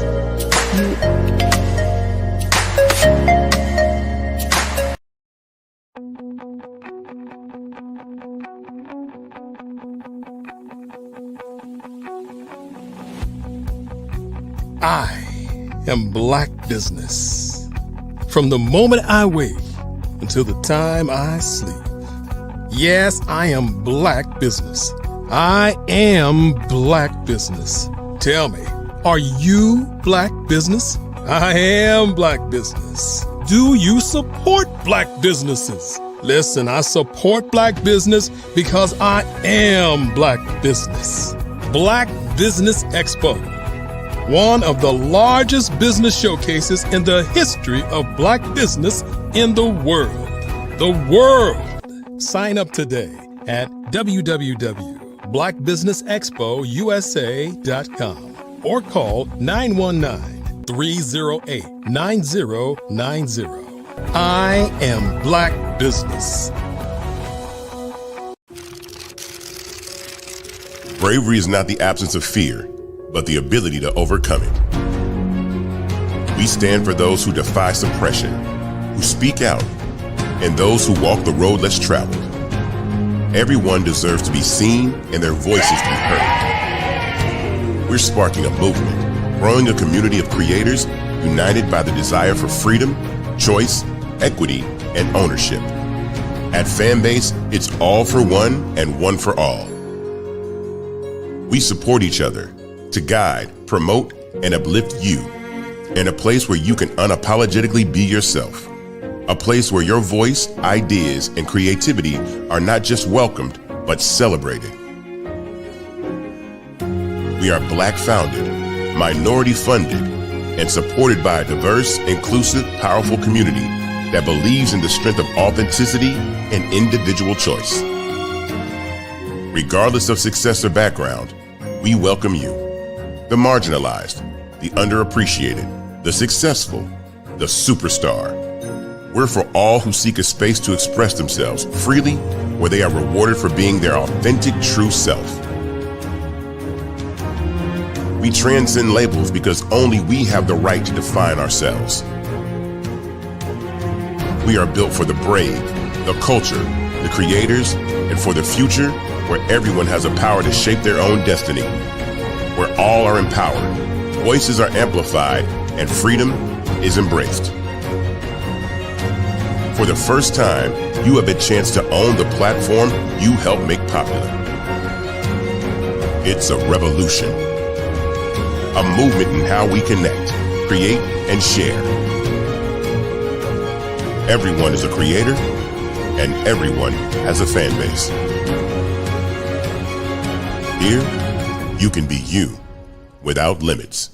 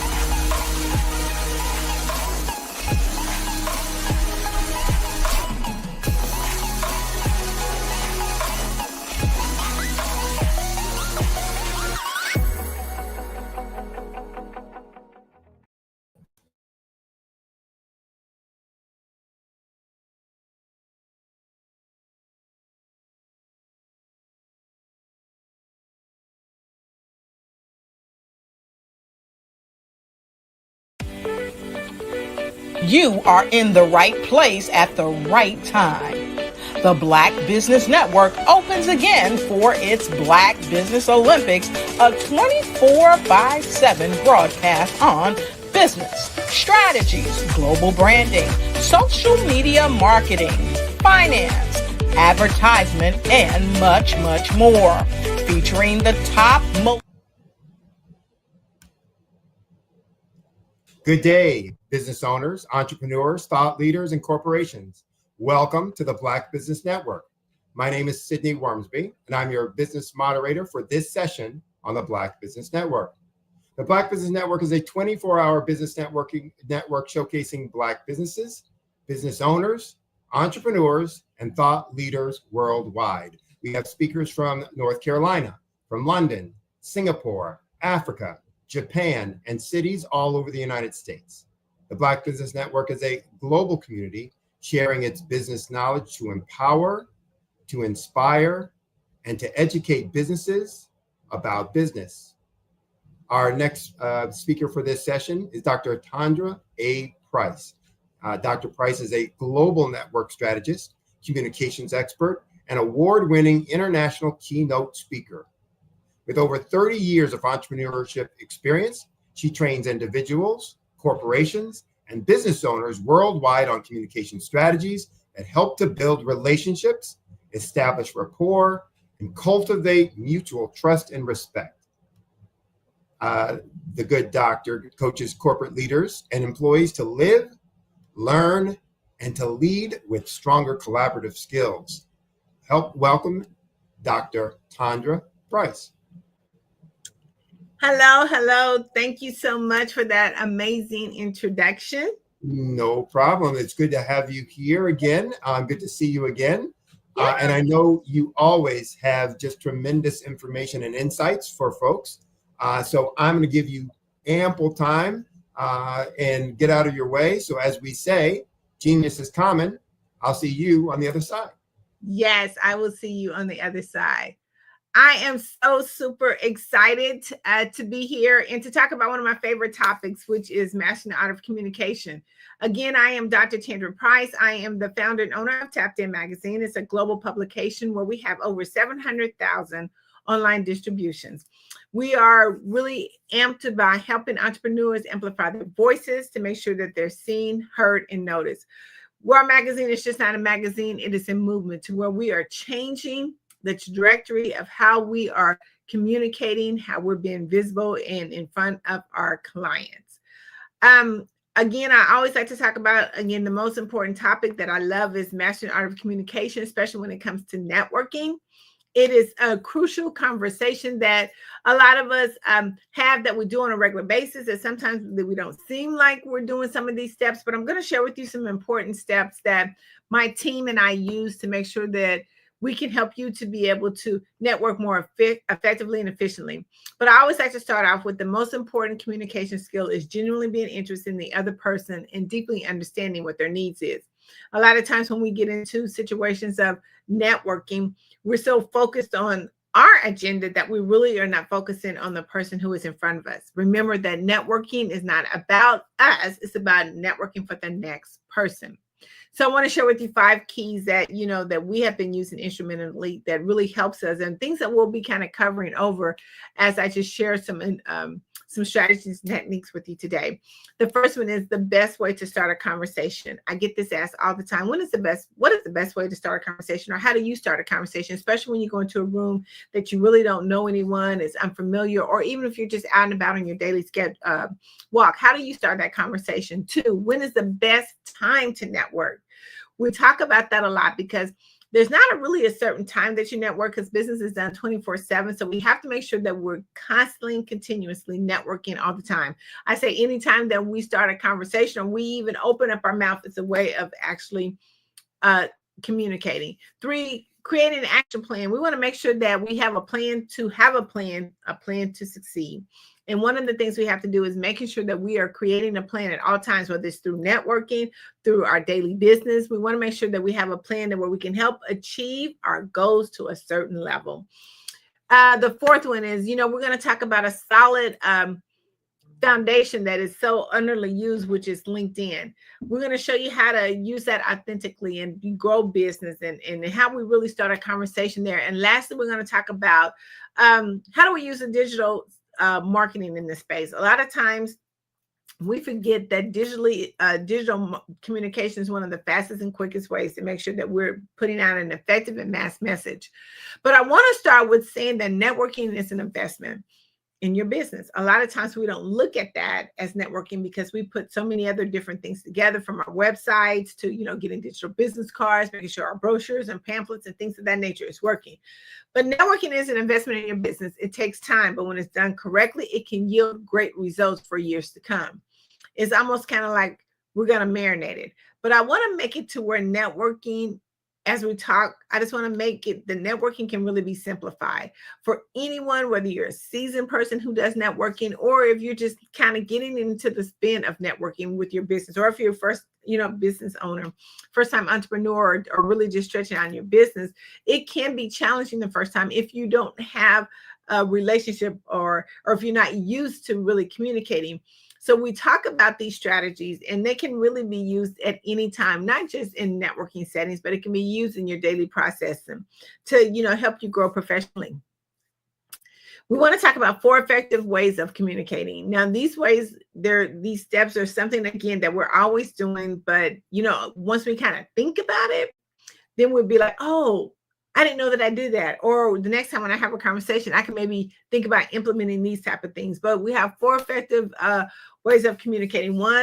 Step one is making sure that we are crafting a clear and concise message. You want to make sure that when you're talking to somebody that we're not talking about 5 or 6 different things, because we don't want our prospect to get confused. We want to make sure that we're talking about one essential product and services. And that products and services need to be what is making you the most money. So you want to make sure that when you're delivering that message, that is clear and concise, that your prospect knows exactly what it is, what you have to offer, and your vision behind it. Because a lot of times people don't buy your products and services, they buy you. And if you have a passion, a strong passion and vision for what you're doing, then your prospects and clients are more likely to purchase and do business with you. Step 2, make sure that you are asking for what you want. Always ask for what you want. A lot of times when we get into our conversations, we're so passionate about what we're doing and what our products and service is that we forget to ask the most important question is, are you ready to buy? So we want to make sure that we're asking the client for what we want them to do, whether it's to buy our products and services, to tune into one of our lives that we're doing, or be a part of a challenge, or whatever that may be. You want to make sure that we have a clear ask. Step 3, you want to be value. Now, I want to take a little time here because right now our prospects are so value conscious. And you want to make sure that when you're talking to your client that you are adding value to your product and service. You're adding value to them. The 4th thing is, because we've added so much value, we got to let them know, listen, this is what will happen if you don't have my product and services. Because you poured in deep so much value into what your product and services is, now that your client knows that, hey, I have to have this product. Based on everything that you have said, I have to have this product. So we want to make sure that we are delivering that type of message to our client when we're talking. So I always get the question is, what are the platforms that we can master the art of communication? Now, we have to think back or go beyond just like Facebook and, Instagram. There's so many other different platforms out there that we could be using and that you probably use on a daily basis. Some of these platforms I'm going to share with you, you probably do use them, but we want to make sure that we're staying consistent in our message as we're doing these platforms. So some of the platforms are like email marketing or email campaigns. If you send out any email campaigns, you're sending out a mass message. You have Slack, Microsoft Teams, Zoom, WhatsApp, you have Google Meet, Facebook Messenger. The reason why I like Facebook Messenger, because you can actually take them off of your Facebook feed and go into a private conversation with them. And you can be able to do a little bit more dialogue than you could on just a regular feed. You have Twitter, you have Streamline. A lot of times we kind of forget that. We have video chat, messaging, team chat. We have LinkedIn messaging. I love LinkedIn messaging because as we go along, I'll share with you about our LinkedIn bootcamp and our different ways and strategies that we use that to generate leads and to stay in front of our prospects. Again, we have Zoom, just like we have now, face-to-face, Streamline or StreamYard. is a good type of platform to be able to do a mass communication. And of course, you have Instagram.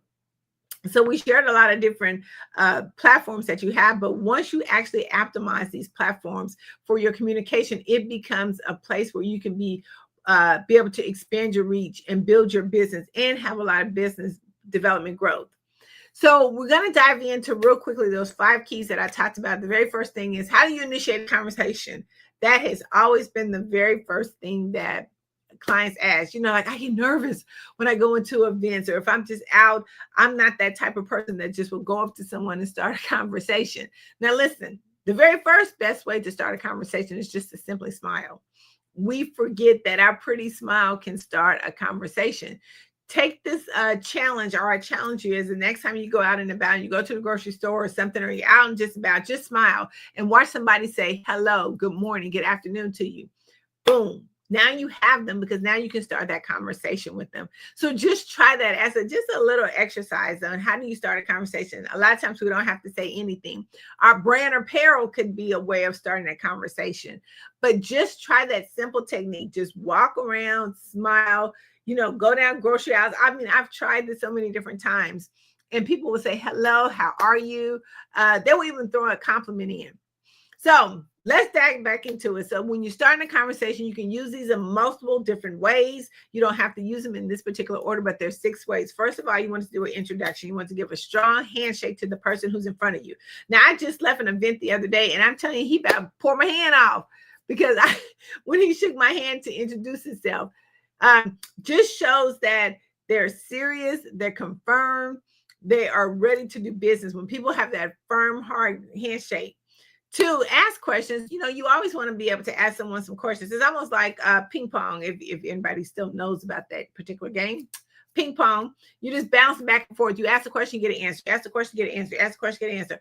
You always want to make sure that you're engaging with the person in front of you by asking a lot of questions. Compliments, oh my God, is the best way to start a conversation. If you genuinely give someone a compliment, it generates that conversation. Why? Because people love for other people to talk about them.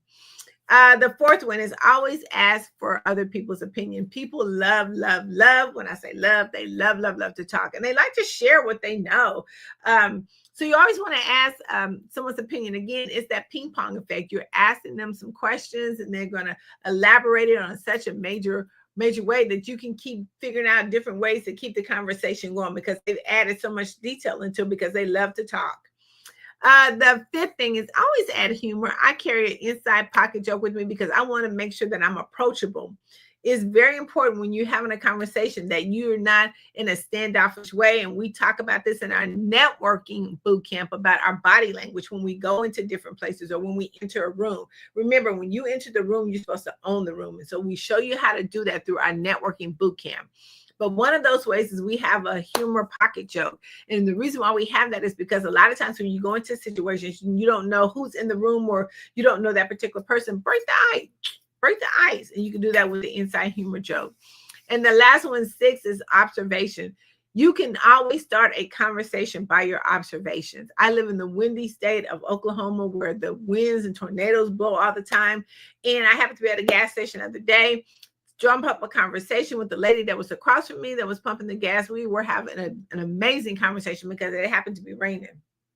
We were having an amazing conversation, and I left out of there, and she is booked next week to be on a meeting with me to talk more about her business and products and services. So you always have to think about what is around me that can start a conversation. You can use those 6 strategies that I share with you in any different way. You can start off with observation, then ask questions.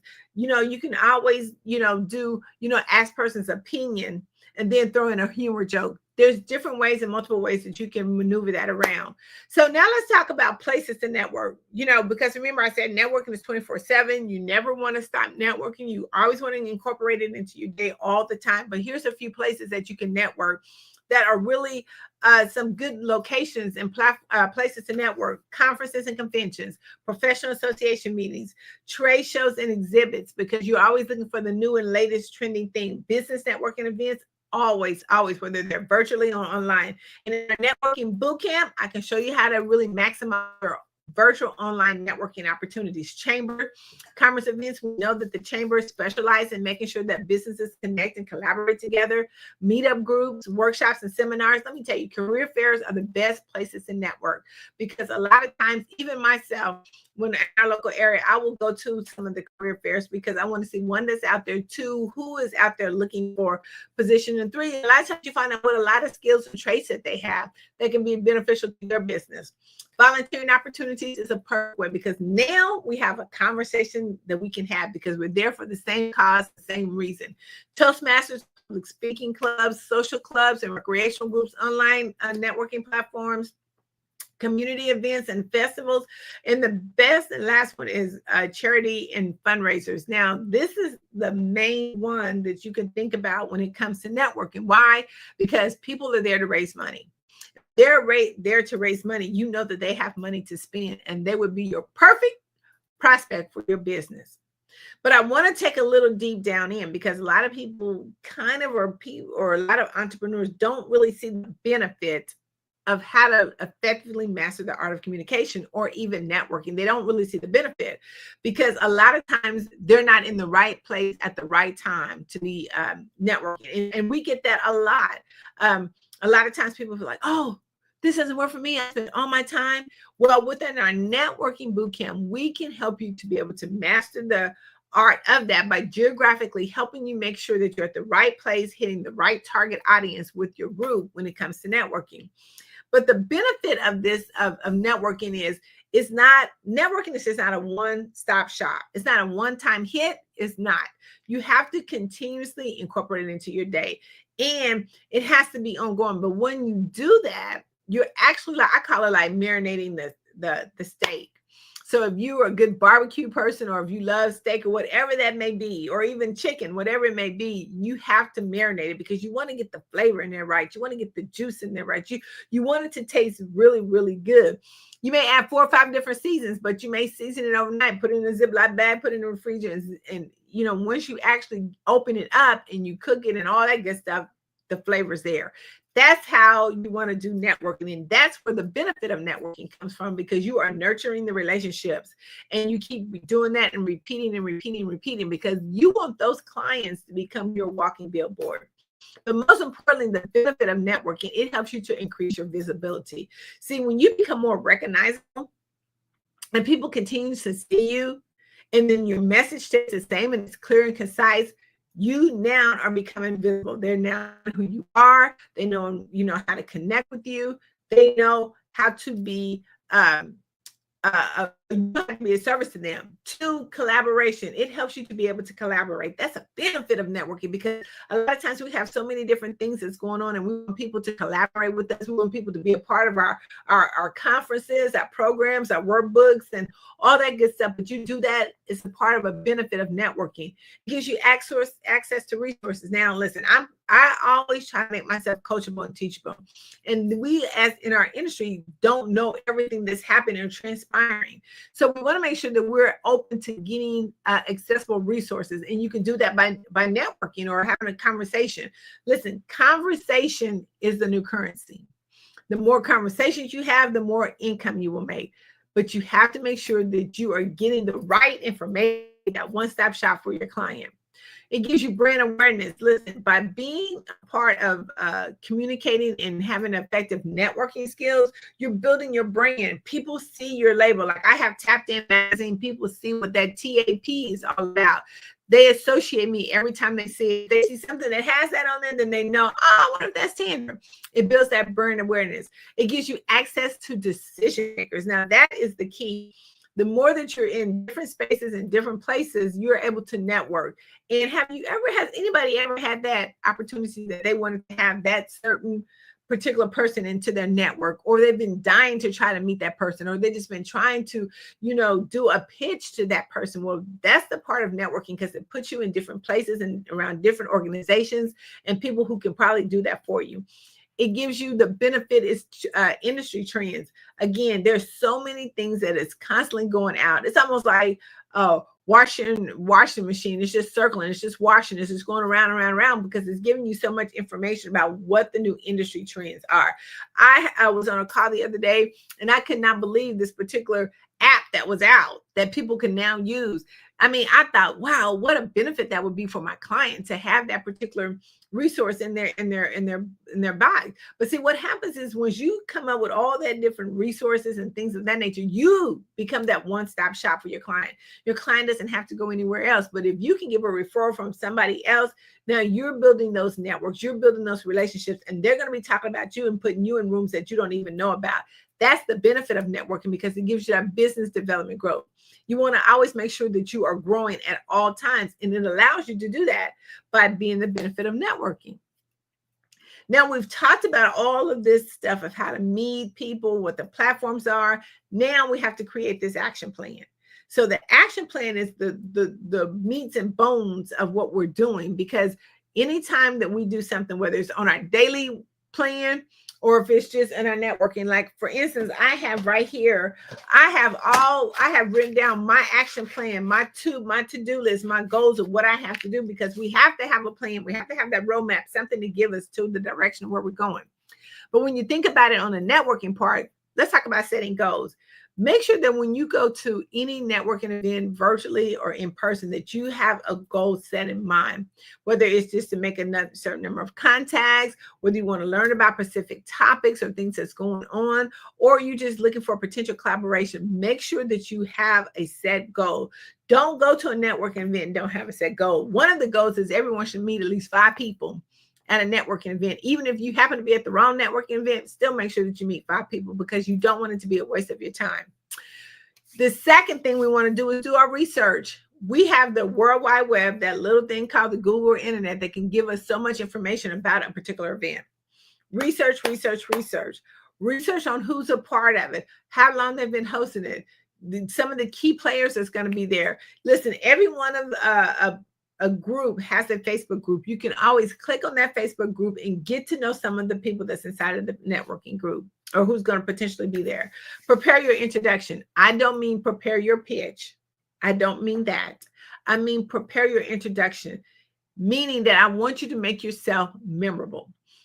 You want to make sure that when you leave that networking event, that those people, or whoever the prospect or the client that you're trying to talk to, knows exactly who you are. You want to make sure that they remember you once they leave, because a part of the plan is you have to have a follow-up plan, and we'll talk about that, but you want to make sure that they remember who you are. You want to always practice your networking skills. The most important networking skills is to listen.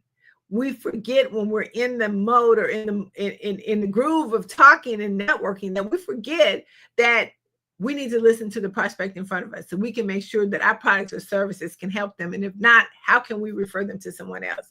Make sure that your digital presence is always updated, constantly 24/7. Make sure that it's updated, because you only have that one chance to get in front of them. Now, listen, one of the things that they're not going to do, they're not going to be able to, if you give them a link and it's not right, your prospect is not going to follow with you or go hunting you down. No. Then that means you could have lost a very important client. So make sure that your digital presence is always updated. Make sure that you bring the essential materials. I have been at an event where people have asked me to use my charger, asked me to use my phone, asked me to use my phone cord.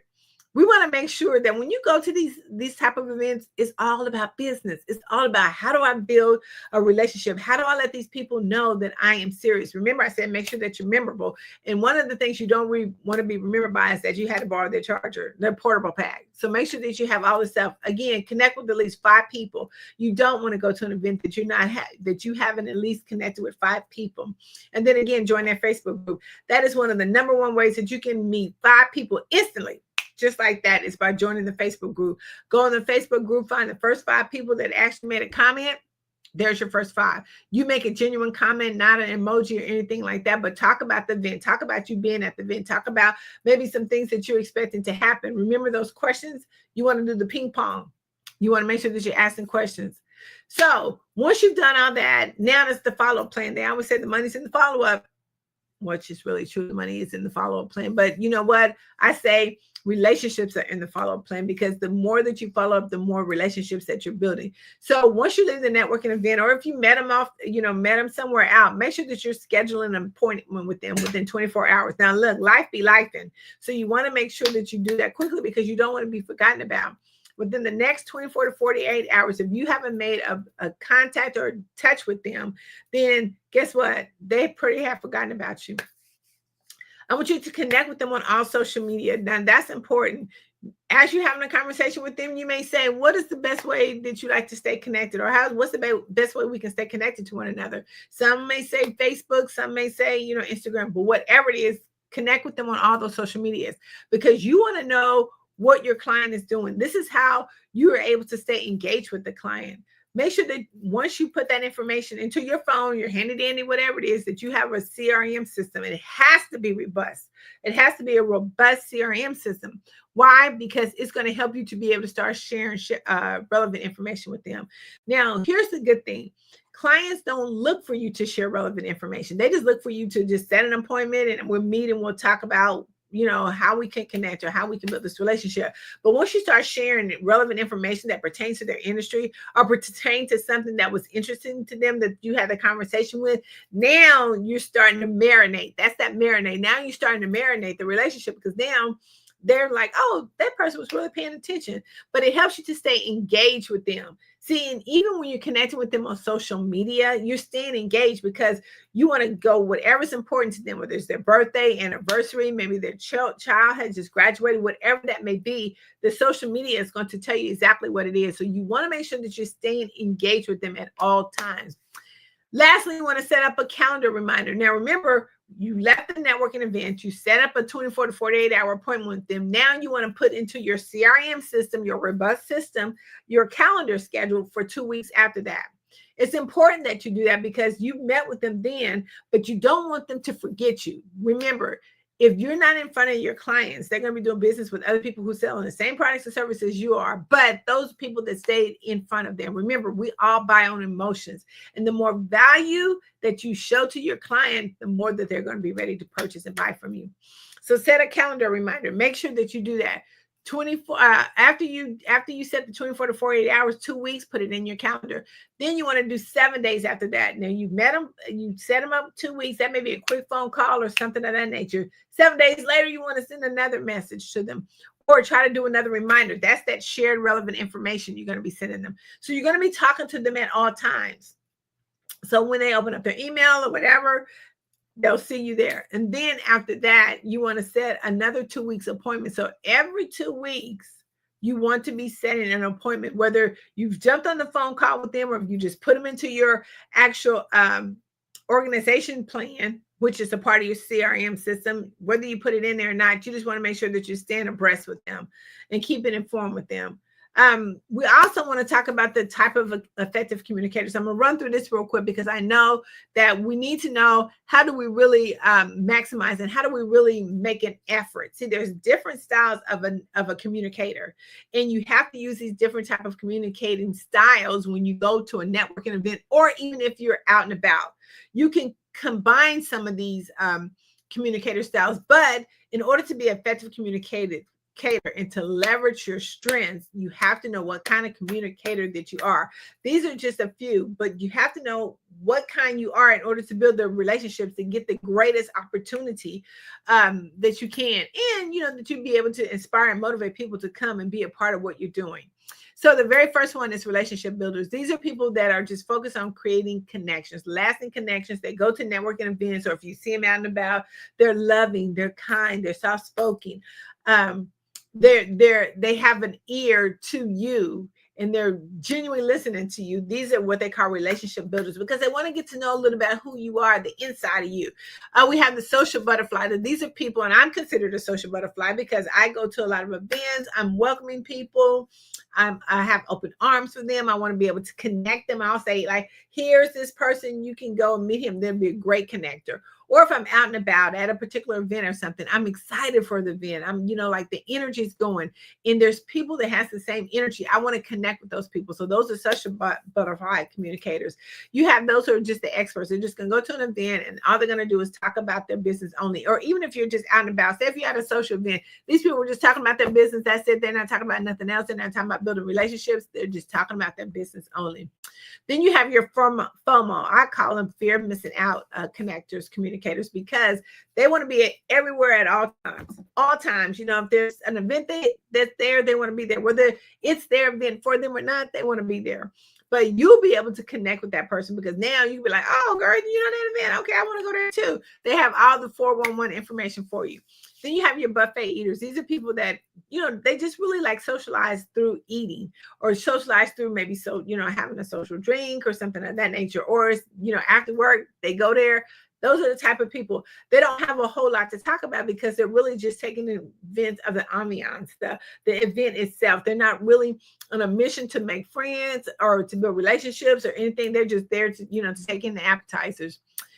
You have your collaborators. These are communicators. When you go to an event, you're looking for somebody to just collaborate with you. Like, hey, I have this event and I would love for X, Y, and Z, or your team to maybe look at wanting to collaborate. Can we sit down and have a conversation? That's something that a lot of those communicators are looking for. Digital marketers, those people are only going to talk to you through the digital space. Listen, you have to talk to them on either Instagram, TikTok, whatever that may be, but they're not going to hold a conversation with you there. And lastly, the innovators. These are people that are looking for the new and latest trends. What's happening new? How can they get involved with it? When AI came out, AI was already out, but when it started really getting relevant into a lot of the businesses and people's businesses and communities, those were like a trend of what was going on. Now, how can I use that? Or how can help me with the technology and skills that help me to be able to better my business? And we talk about that a lot in our networking bootcamp. But it's really about identifying your style of communicator. And once you do, now you know what your strengths and weaknesses are. So when you walk in the room, remember I said, when you walk into the room, you're supposed to own the room. So when you walk into the room, now you know how you're going to navigate, how are you going to start connecting with people, how are you going to start communicating with people. But it's really essential to you to know exactly what kind of communicator you are, because it helps you to grow and develop your business. We're going to talk real quickly about one of my favorite things, which is our LinkedIn Bootcamp. Listen, that's my favorite because I know the power of LinkedIn and what it can do. LinkedIn used to be something that was used, and it's still used today for, employment and being in front of, corporations and, how do I get hired and things of that nature. But it's also used for entrepreneurs to be able to connect, grow their business and be a resource and collaborators and connections with it. But LinkedIn has over 810 billion users and the platform is free. It is one of the free platforms. They do have different components to LinkedIn that you can buy, to do a little bit more filtering. But through our LinkedIn Bootcamp, we show you how to authentically grow your leads. We show you authentically how to use some of the resources that are free resources to you in that LinkedIn Bootcamp. But the very first thing is, again, I always talk about how do we start the conversation is by how we are approachable. And we have to make sure that our LinkedIn is that's our business card. We have to be approachable through our LinkedIn business. We have to make sure that our profile looks good, our headline looks good, our multimedia looks good, that we're putting any video reels and things like that on our page. We have to think about the summary. What are you trying to say to someone? Are you using, your CEOs, SEOs and things of that nature to make sure that you're searchable when they're looking for you? If you're in the finance business, we want to make sure that we have certain key things that's going to pull them up to say, oh, this person's here. We want to talk about our experience. Our experience is more than just, what we've done for a job. It's like, how have we changed someone's life? How have we changed someone's business? And you can add that in there too. Your skills, definitely, we want to make sure that we're putting that in there. And your education. Listen, a lot of times, we have to get different type of educations in order to help our business to stay afloat and to continue to grow. So we want to make sure that we're putting that information in there as well. One of the things I like, if you don't have enough certifications, we can show you through our LinkedIn Bootcamp how to get different certifications to help to get you more credible and more authority in your industry. The thing is, when they look at this, they want to know that, listen, I can already see my business working with this person. Things could be a good collaboration and connection, and we want to help you do that through your LinkedIn profile. I get so passionate about this, but I want to just leave you with this.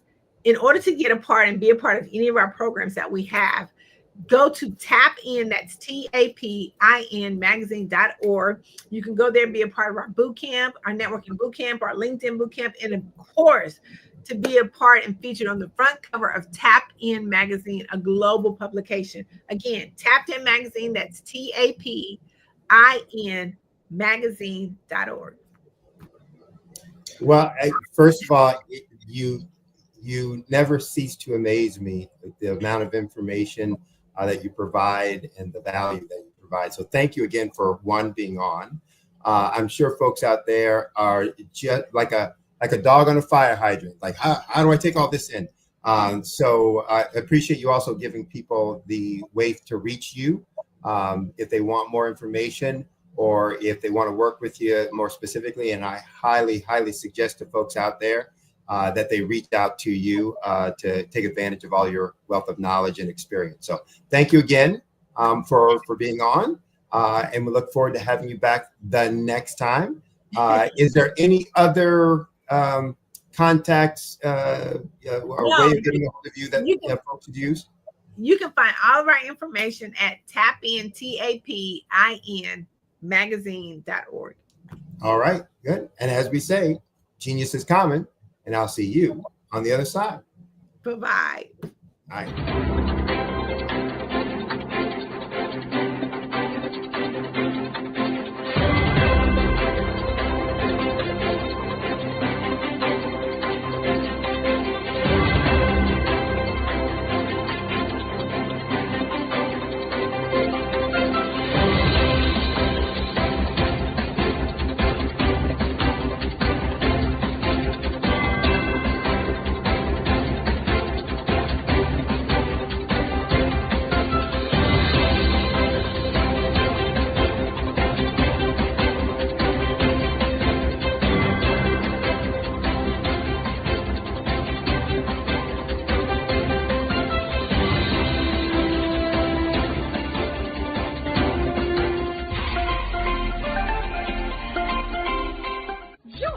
Dr. Eric Kelly III and a host of phenomenal speakers from all around the globe for this 7-day virtual event that you don't want to miss. The mission of the Black Business Expo is to raise scholarship money from kids all the way from high school, all the way from college. The Black Business Olympics is one of the largest Black business showcases in the world. It is an opportunity for businesses and companies to showcase their businesses globally. We are going to be giving away laptops up to $5,000 away to students. Again, I'm Olivia Appleberry, the founder of 2 Cents Finance and one of the speakers for the expo. I am so excited to see you there. For more info, go to www.blackbusinessexpousa.com or call 919-308-9090 and hope to see you there. I am Black Business. From the moment I wake until the time I sleep.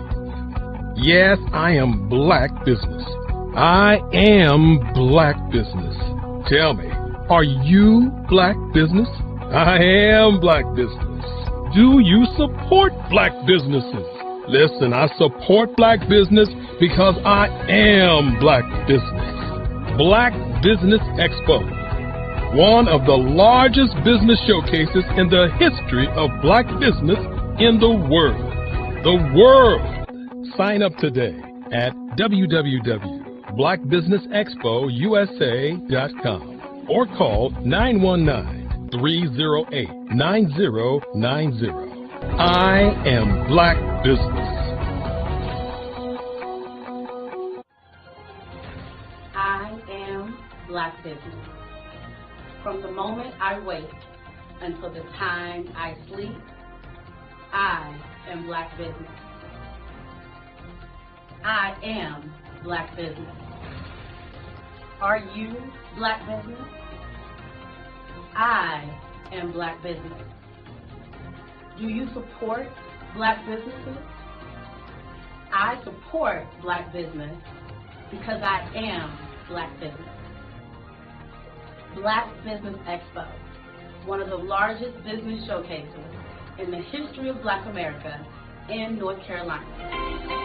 Join Dr. Eric Kelly III and a host of phenomenal speakers from all around the globe for this 7-day virtual event that you don't want to miss. The mission of the Black Business Expo is to raise scholarship money from kids all the way from high school all the way from college. The Black Business Olympics is one of the largest Black business showcases in the world. It is an opportunity for businesses and companies to showcase their businesses globally. We are going to be giving away laptops up to $5,000 away to students. Again, I'm Olivia Appleberry, the founder of 2 Cents Finance and one of the speakers for the expo. I am so excited to see you there. For more info, go to www.blackbusinessexpousa.com or call 919-308-9090 and hope to see you there. I am Black Business. From the moment I wake until the time I sleep. Yes, I am Black Business. I am Black Business. Tell me, are you Black Business? I am Black Business. Do you support Black businesses? Listen, I support Black business because I am Black Business. Black Business Expo, one of the largest business showcases in the history of Black business in the world.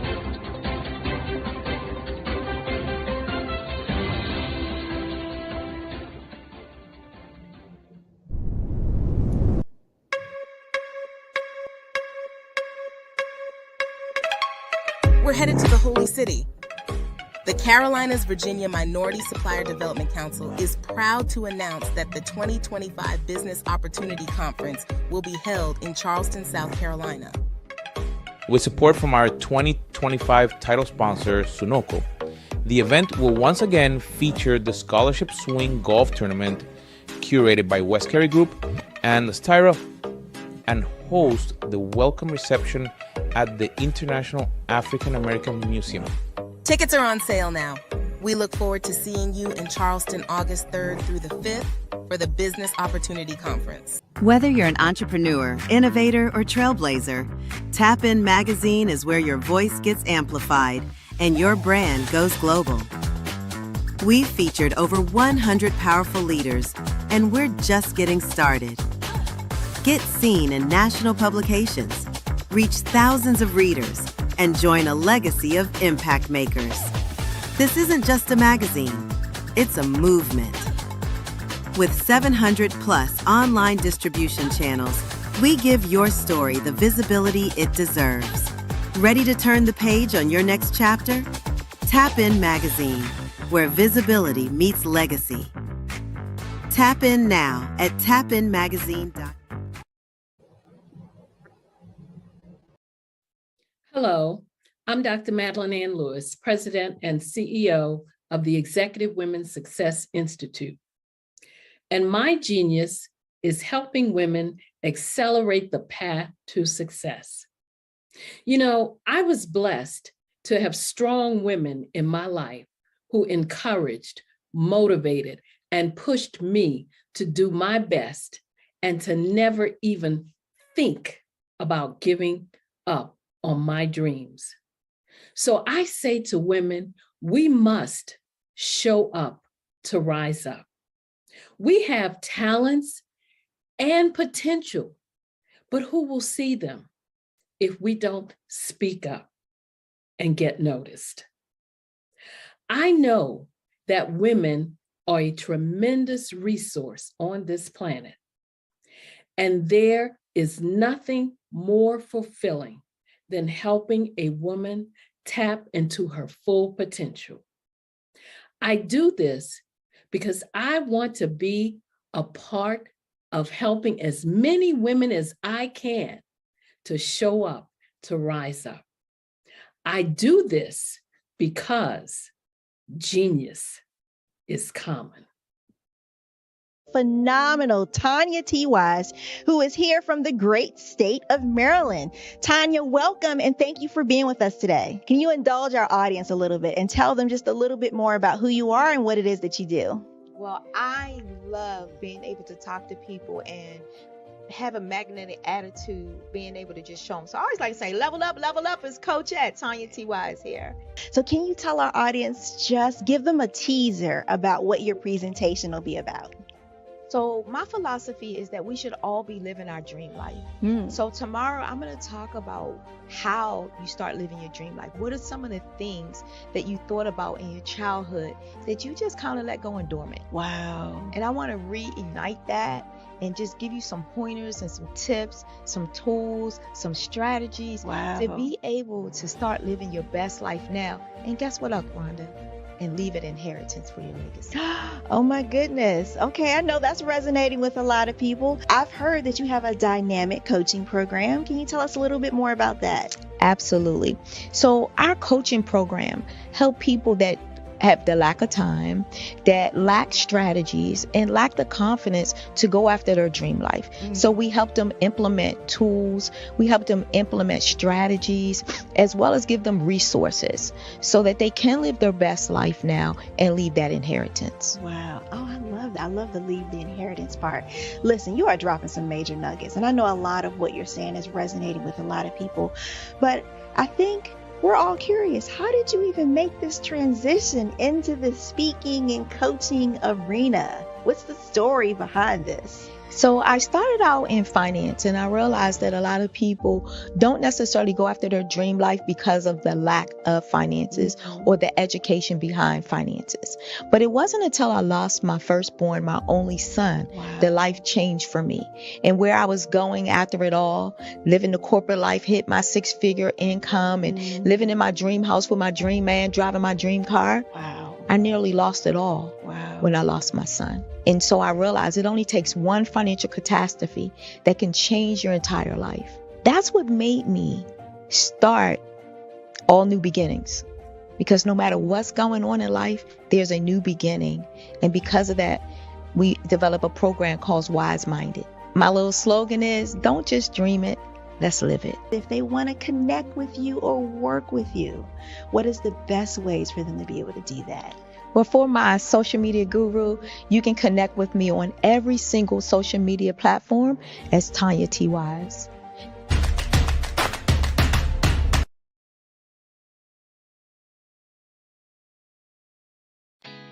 Did you know women represent just 3% of Fortune 500 CEOs and less than 15% of corporate executives at top companies worldwide? Have you wondered what the secrets are to getting into the top ranks, whether in the private or public sector? Do you want to figure out how to stop being held back in your career or passed over for promotion? Then you're in the right place. Hi, I'm Dr. Madeline Ann Lewis, President and CEO of the Executive Women's Success Institute. I have decades of experience in the military, the federal government, and corporate America. And my mission is to help women succeed and tap into their full potential. I want to reach 1 million+ women around the world to become the leaders they are meant to be. So if you want to move into a management or executive level position, or maybe you are a female veteran transitioning out of the military into business entrepreneurship, then reach out to the Executive Women's Success Institute at 301-693-3284. Let us get you on the fast track to success.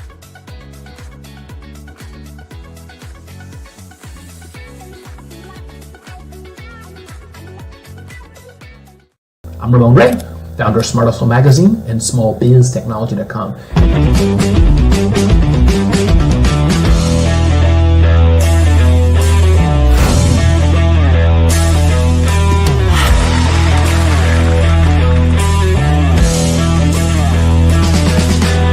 You're here today to celebrate small business success. Stand up on your feet. You rocked the house. It was amazing. Didn't we learn?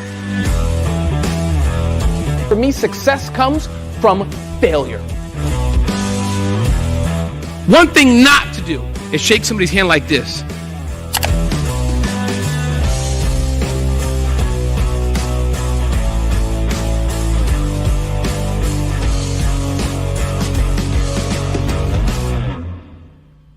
Sometimes you got to hear the news from the Black perspective, and more specifically, Black publishers. And that's exactly why you have to download the HeyTie app, the largest mobile app delivering breaking news, videos, and podcasts from 200 of your favorite Black publishers. Yes, 200 Black publishers delivering news as it happens, literally all in one app. Go to HAYTI.com or download the app in the Google Play Store or Apple App Store. It's completely free, along with information that you can trust, so go check them out. Every speaker has a moment where their words can spark inspiration, drive change, and transform lives. But what happens after the applause fades? With 5-star BDM, your voice doesn't have to fade. We transform your live session into a professional ebook. Imagine your session becoming a permanent interactive asset, reaching new audiences across the globe. Like Grant McGough and Dr. Eric Kelly III, whose session on the Mindset Revolution continues to inspire thousands through their custom ebook. Your ideas can become a lasting impact. Turn your session into an ebook that not only tells your story, but expands your reach, builds your brand, and engages your audience. With embedded videos, custom graphics, and a stunning flipbook or PDF format, your message will inspire long after the event is over. And for a limited time only during the Black Business Olympics, get your custom ebook today. This is your chance to transform your message into something truly unforgettable at an unbeatable price. Your package includes a professionally designed ebook, a flipbook or PDF, embedded video of your session, and custom graphics. Everything you need to showcase your message in a way that lasts. With 5-star BDM, your session becomes more than a moment. It becomes an opportunity for growth, greater visibility, and lasting impact. See your influence multiply as your message reaches new clients, partnerships, and platforms. Ready to turn your ideas into a global movement? Visit 5starbdm.com to secure your custom ebook today. Your audience is ready to listen.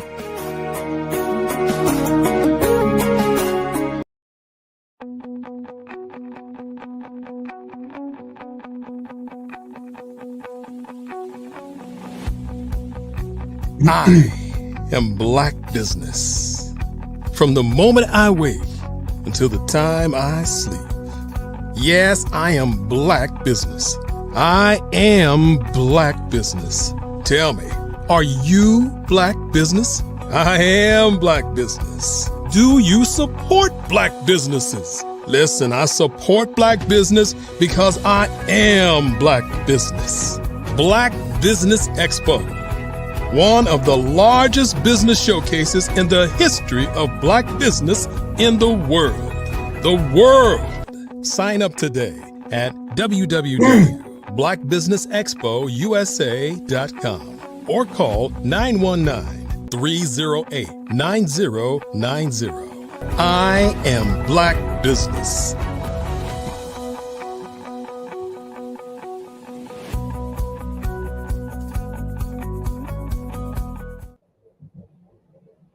Good day, business owners, entrepreneurs, thought leaders, and corporations. Welcome to the Black Business Network. My name is Sidney Wormsby. I'm the founder and owner of Uertes Decus, which is honor and distinction, a business growth practice, consulting practice, and I'm also your business moderator for this session of the Black Business Network. The Black Business Network is a 24-hour business network showcasing Black businesses, business owners, entrepreneurs, and thought leaders worldwide. We have speakers from North Carolina, from London, Singapore, Africa, Japan, and from cities all over the United States. The Black Business Network is a global community sharing its business knowledge to empower, to inspire, and to educate businesses about business. Our next speaker for this session is Dr. Jackie Dozier, who is the founder and principal consultant of Integrity Consulting and Professional Services, LLC, a firm recognized for its excellence in grant funding and business consulting. With over 43 years in the nonprofit sector and 37 years as a grant strategist, Dr. Dozier has guided clients across 20 U.S. states and internationally in launching successful businesses and securing funding. She's the author of the Sexy Model Guidebook, a proprietary system designed to help clients write competitive grant applications with confidence. She's also celebrating 19 years in business. Her firm is Better Business Bureau certified, accredited, and committed to helping entrepreneurs turn vision into funded ventures. Please help me welcome Dr. Jackie Dozier. It's good to be here. Thank you so much for having me. I'm too excited. I'm glad to have you here and excited to be able to talk with you. I understand we're going to be doing a fireside chat. Yes. Well, you know what? I want to make sure folks have a ample opportunity to be able to hear your wisdom, words, and guidance. So I'm going to jump right in, if you don't mind. And I'd love to ask questions. So this is perfect for me. But for those who may not be as familiar with you as we are here at the Black Business Expo, talk a little bit about your background and how you got involved, one, in being an entrepreneur, and specifically in the kind of grant writing, business coaching segment of things. That's a story I just love to tell. I can remember the day in April 1988. Yes, I'm dating myself, and I'm okay with it. 1988. I walked into my office. I was a program manager for an alcohol recovery center. Walked into the office and got a call from my supervisor to come over to another building, and he wanted to see me. So I walked in, and he handed me, let me see if I can get one here, handed me an envelope. You know what that means, right? I did it. That was my first professional job outside being a mom, stay-home mom of 5 children. Took the letter, opened it up, read it, and went, I had just gotten fired. No particular reason listed in the letter. I was in California, an at-will state, which means that they can fire you for any reason at any time. And that thing just took the breath out of me. I'm having a reaction even now. Took the breath out of me. Fast forward, 18 years later, I was working for another organization, and the same thing. I go into the office, and they had dissolved the organization from up under us. I was the next person in line to become the executive director. Lost that job. And I thought, oh, holy smokes, 3rd time in a row. I sat down and began to think, now what you're going to do? You're at this particular age. You know, a lot of people have discrimination against hiring older people. Nonetheless, I got a download that told me, start your own business. You've been doing this for so many years. Start your own business. And it was an aha moment for me. I went right to the computer. I registered my business in Louisiana. The rest is history. 19 years celebration last month. 19 years is no easy feat also. So congratulations to you on that. Thank you. Talk about, and we're going to get into a lot of different topics today. And if there's some that I missed on my questions and you want to jump into, feel free to take us there as well. But talk about initially, you know, what were your goals when you started your company? And has it kind of achieved that vision that you had expected, 19 years ago? I hope to accomplish paying bills, in all honesty. I had my 2 youngest children were in college, one at Southern University, one at LSUS in Shreveport. I just needed something to make sure that rent got paid and keep on going. But as my previous clients began to call me and said, Jackie, you got to help us continue our journey toward business ownership. And so I was at home trying to figure this all out, getting calls. I need you to help me do this. And that's when I got this download about starting my own job and my own business. And then I realized that there were a whole lot of people who really needed assistance in grant writing, even starting a businesses. I specialize in nonprofits and limited liability companies. And people needed help Well, okay, I'm registered. Where do I go next? I have an office. We even had social media back there 20 years ago and other things, but they didn't know the next steps. And so I was there to help them because my nonprofit beginnings was started in 1980 in church. And it was because churches are nonprofits. And then it transferred over to alcohol recovery. So I've been in nonprofit business, I said professional since 1982. So I had a wealth of knowledge. I've lived in 3 different states. I've done all kinds of, I got 25 certificates. So you name it, whatever you want to start a business in, I probably have something up in this head that will help. Just off the tip of my tongue, I can design a program maybe in a few minutes, the basics of a program. So I realized I was really good at this. Before I just took things for granted, paying bills, raising children, and part of that time is as a single parent. So it was very important for me to, tell my clients, here, let's do it. So my goal shifted from surviving, and then I realized how good I was, and then I wanted to thrive. That's great. That's great insight. And there are probably a lot of folks out there the same thing. It's like, I don't know what my ultimate vision or goal. I just, I need a job. I need to make some money. I need to get going with some things, et cetera, et cetera. Some have an idea and some don't. So it's good for people to hear all the different backgrounds and the ways and reasons why people get into it. Talk about, for you, again, 19 years, it's nothing to sneeze at. So talk about what you think distinguishes you in your consulting practice from the others. And I say that, again, my company name is translated from Latin to excellence and distinction, or honor and distinction. So distinction and distinguishing one, from the others is something important to me. How have you done that to have 19 years worth of success? 2 words: creativity. Somebody said Black is, what's that term that you say about genius? Somebody said it earlier about genius is common. Well, genius is common. The creativity that people were born with, and sometimes have it undeveloped or not developed as they grow, get in school, then people try to make us all the same. So the creativity that my mom continued to encourage in my life, and everything that I do, I like to do it a little different from everybody else. And innovation. When COVID hit, businesses went down, I flourished, I paid cash for a car, and I just continued I just pivoted because I offered so many different services, not just startups for nonprofits or for-profit organizations. I did their taxes. I did their mission statements. I developed the programs. So I had I just tapped into all the skills that I had been using all of my life. And so if you name it, something that has to do with nonprofit or for-profit, if I don't know it, then as creative people, we have to be very curious.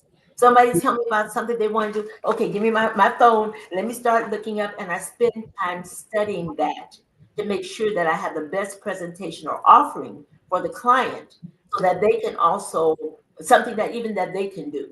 So it's the innovation, the creativity that's sometimes fueled by that and fed by the curiosity. I just don't stop learning.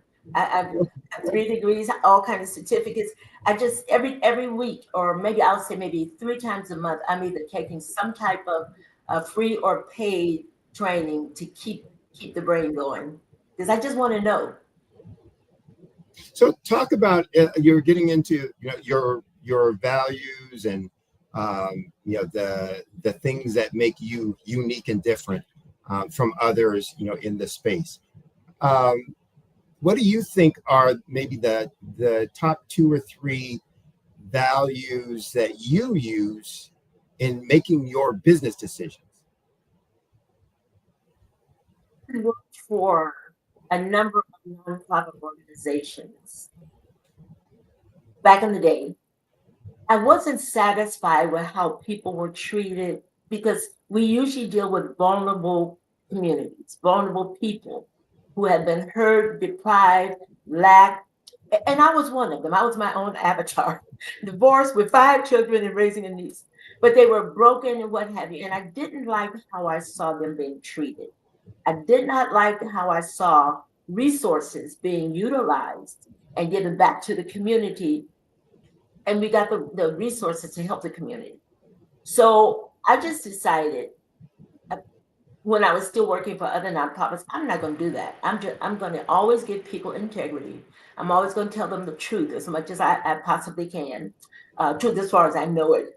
And I would treat them the way I wanted to be treated, because I've been in their shoes already. You know, hurt. I have a backstory there. So I just didn't want, so integrity was the number one, being honest and truthful in every piece of delivery that I have, where it's telling them, call me and ask me, well, what do you think about this, this, and this? I research and make sure that my information is still relevant, and just, you know, share with them from maybe my own previous perspective and lifestyle. Interesting. So you referred in, or I guess I referred when I was talking on your bio, to that sexy system that you developed. Talk about what sexy stands for, and why do you think it's been so effective in your grant writing success? I learned to write grants. One of my friends called me up after I had lost a job and was wondering what was I doing. We used to be co-workers at that facility. And I told him I'm crying until 5 o'clock in the morning, and then I'm getting up, getting the kids out to school, pretending like I got something going on and what happened. Then I go back to bed and cry and feel depressed again. He said, get your butt up, put on some clothes. I'm going to take you to get a job. Took me to the San Diego Urban League. And there I got a job I felt productive. It was my another professional job. And then about 6 months later, the supervisor comes in and says, okay, gang, this weekend is shut in. We're going to write a grant. A grant? What was that? So I learned through the team process, it was 4 of us, because they liked the way I wrote programs. So I had the part for the program. One of my best friends had the part for all of the attachments and all the stuff that went in. In those days, it was a typewriter and carbon paper and papers. And so we had to have a team to get it out. I learned one method at the San Diego Urban League. 37 years later, all I've done is perfected that same method. I've used the same method of writing grants with, there's some other things to it. I'll get back to that. But every season, something changes when it comes to what people need. You know, I've gone through the transitions of just education, self-esteem. We did a lot of self-esteem awareness, then educating Black children who were not doing so well in school. And then we have financial literacy. We have mental health issues. We have family issues with parents and what have you. So I stay in the loop because I'm curious, and I watch videos and I watch TV, and I talk to people, what's going on, and I get the trends from the world out there. And then generally, I'm the first one. I'll add these trends into the grant program, and invariably, just over. Now, this goes back to 1988, the grant, but as a business owner for 19 years, I continue to get over, including the #1 in the nation, U.S. Department of Health and Human Services, Children, Youth, and Families Department. They get the most money out of any other department in the whole federal system. We got #1, and they sent the project director to Shreveport, Louisiana, where I was. And so I asked him, I said, so why do you have to come out here? Because I know about grants. He said, we wanted to see if the #1 person was really the #1 person. He said, I have just been thoroughly excited and happy. And I've had that experience over time. It's not the first one. So that reinforced to me how good I really was and how good that method that I learned at the San Diego Urban League worked. Now, let me just go real quickly. This is a book, The Sexy Model. You see the little dashes in between, so you know it's an acronym, and it stands for, S has 4 different words that it stands for, and I'll just break down a little bit. But the S is really about, if people think about grants. Get it in your head that it's a sales pitch. It's a sales pitch. You have a program and you want to sell it to a funder, and you have to go by their guidelines and what have you, but you have to know how to sell it. The E stands for people who review grants are humans. They're emotional. The neuroscience says that we can make a decision somewhere between 2 and 7 seconds just looking at something. And so we have to think about, and then like I said, the program has to be compelling to the reader. They want to know if you really need this money. How bad is your situation in your community with your target people? And if this is going to provide any type of satisfaction or ease, takes a little bit of the heavy lifting off of the families. So that's what the E is about. You got to appeal to that reviewer's emotions. I've been a writer and a reviewer, so I know the backstory. Okay, next one is X. X is a little play off of the word excellence. Expertise and excellence. So I just dropped the E, and the expertise means if you don't know how to write a grant, get someone who does. And a lot of times people will try. I had a client about 2 weeks ago, and he had already tried to submit 4 grants on his own. And I said, why, when you have Jackie Dozier? Why didn't you call me and let me at least edit it? 4 wasted time, grants that didn't get funded, and he had access to expertise. So, and then excellence. You want to make sure your paperwork looks good to the grant funder. Fortunately, now we can put them up in portals. Back in the day, as I said, it was a typewriting carbon paper, and we had to pull the paper out and erase the errors and do it all over again. Nowadays, you can just got the laptops and the computers to do it all. So expertise is important. And then the last one is innovation. If you don't learn how to change with the times and the seasons, I've lasted 37 years at the top of my game because of creativity, innovation, and the values that we have to provide the best services for people. So Sexy is all about that, and I give you a breakdown on each one of the sections, and I've done what I have not seen anybody do yet. I've taken a funded proposal, foundation grant.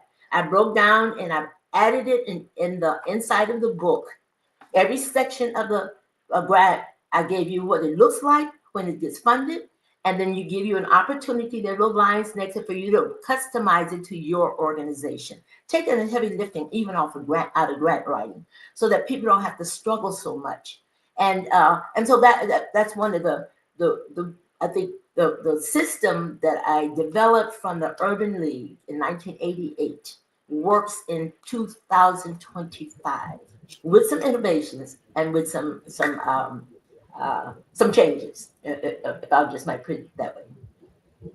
So it sounds like that model took into all consideration of everything a grant's supposed to do. You're supposed to be selling someone on the business idea and the business model, that you got to connect with the individuals reading it because they're human, and so that's where the emotional piece comes in there. And that if you don't do it well, the expertise or the excellence in the grant writing is going to kind of fall flat.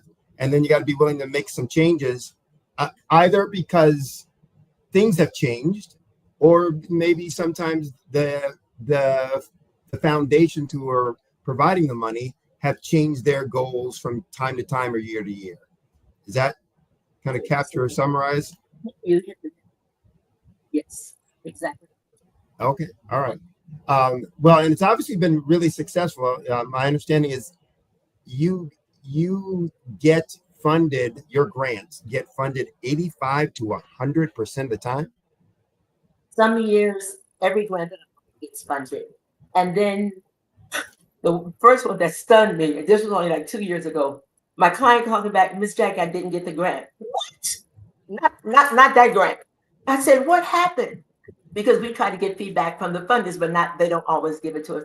He said, Miss Jackie, we were off the cycle. They allowed organizations to write for 3 years in a row, and then you have to sit out one and then come back 3. And we forgot, and we went straight to the 4th year. I said, okay, all right then. I feel much better now. That one doesn't count then. That one doesn't count. Yeah. So every once in a while, it's something I don't know what. Well, there's a lot of reasons why it could not be funded that a lot of people don't know about. So when I don't get funded, I go back to that grant. I look at it again and start pulling it apart. Okay, maybe it was that, maybe it's that. And I won't go to all those things, but there are generally some things that you can pinpoint. You'll know why you didn't get it. Why don't you go into that maybe a little bit about, the reasons why, maybe the top two reasons why people don't get funded. The top two is lack of time after you become a nonprofit organization. Some people will start nonprofits to get grant money, they think. So the funder wants to know, well, if you just got registered in June the 1st, you received your paperwork back from the state saying that you were registered, and now it's June the 26th, and you're writing a grant. Where's your program? The program says that you have certain results and what have you, and 25 days is not enough time to convince a funder that you know what you're doing, especially as a new person. That's probably going to be number one.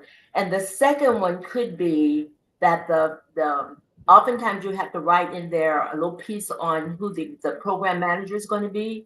And if that person doesn't have requisite skill sets to do that, and I will tell them, I'm not going to lie for anybody. If you insist on, I'll give them the 411. If this is not good, I try to work with them. If they don't like it, I'm going to give the client what they ask for. With integrity says, I got to tell them the truth and what their odds are.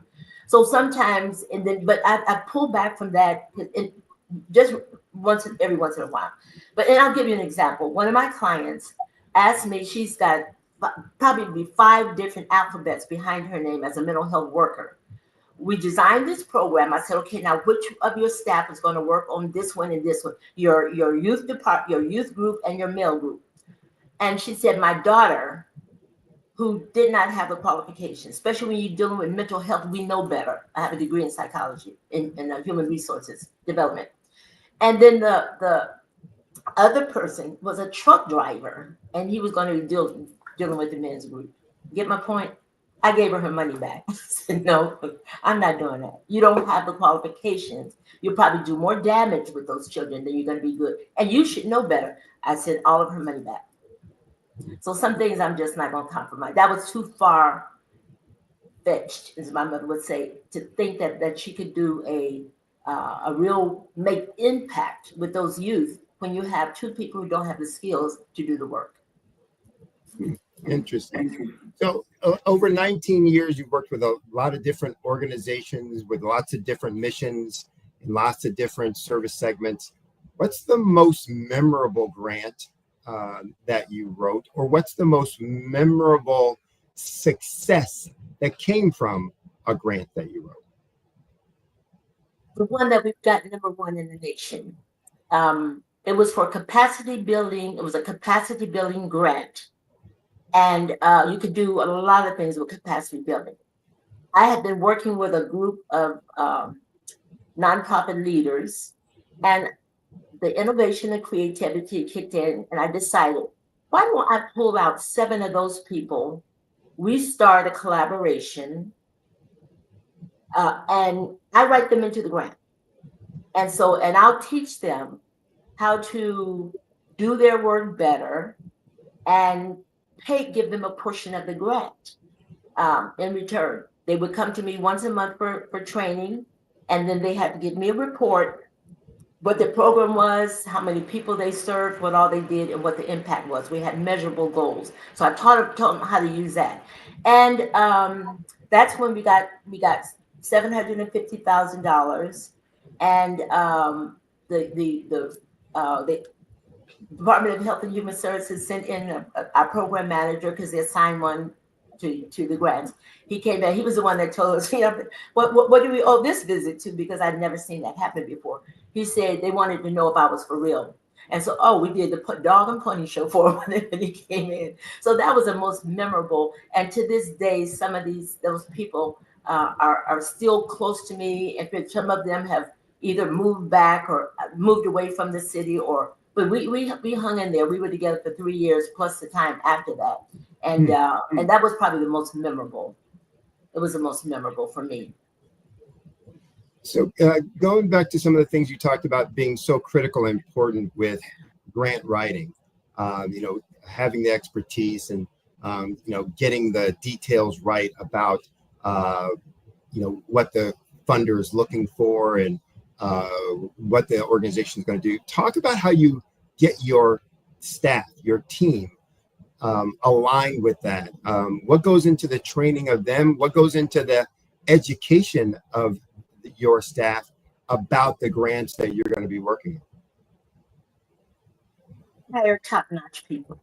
The commander of the English language, I have one now who has a bachelor's degree from San Diego State University, pretty top-notch university in California, excellent in the language. He's an artist, and so that helps some of the anyways, I hire people I just don't hire based on a resume or a CV, whatever they may call it.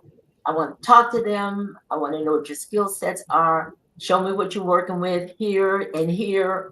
And so, and it takes a little, I do pretty exhaustive interview process in order to really find out what they really are about.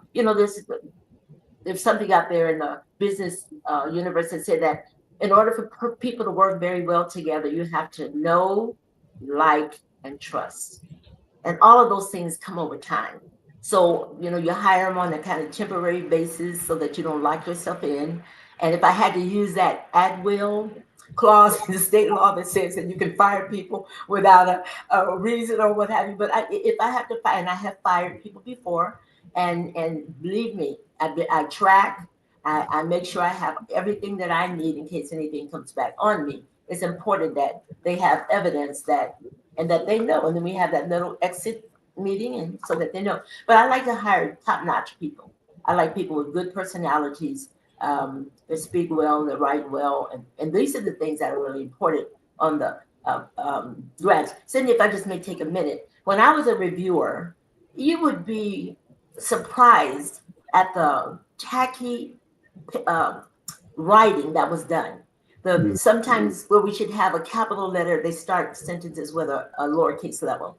The commas are not there. Run-on sentence. You can have a sentence on a piece of paper, probably about as thick as you can't see it, about this thick, one sentence, and no spacing, and margins are not good, and so in the review world, everything has to end up in paper.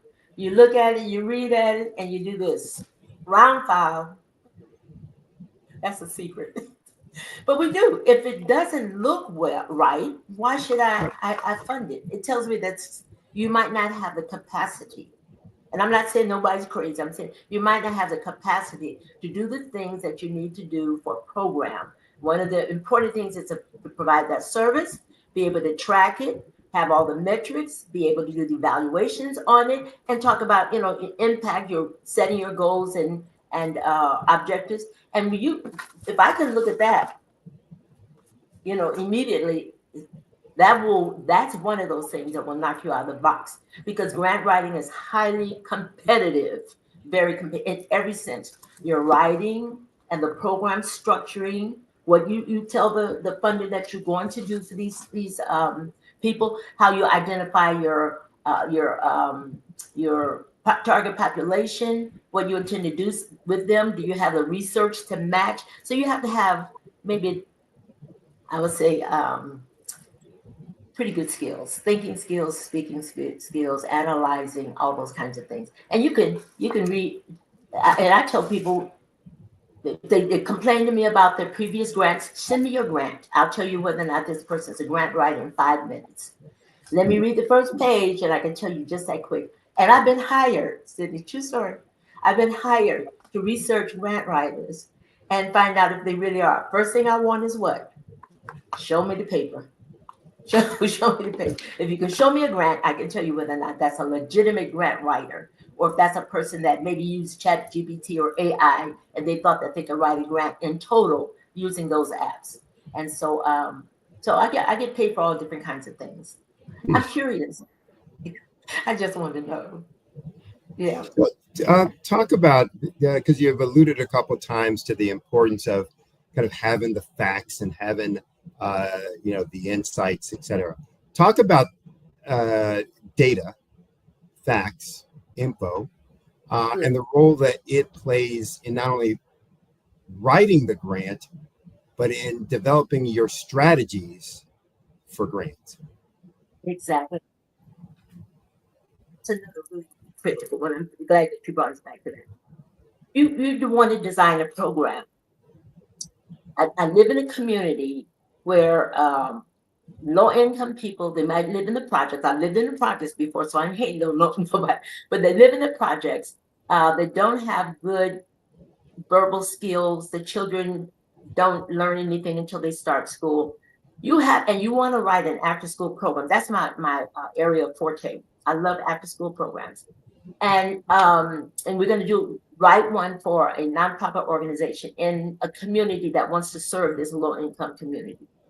So you write the story, you see the kids and say, oh, okay, they're gonna come to my site after school and we're going to teach them, we're going to help them with their homework, and we're going to teach them how to play together, and we're going to help build their self-esteem, and we're going to provide them with nutritious meals, yada, yada, yada. That grant wants to know, you have to pinpoint that location. There's some maps, and you can Google information. Describe for me the Warner Robins neighborhood in Georgia, and you can pinpoint it down to the neighborhood. Those stats need to go in there.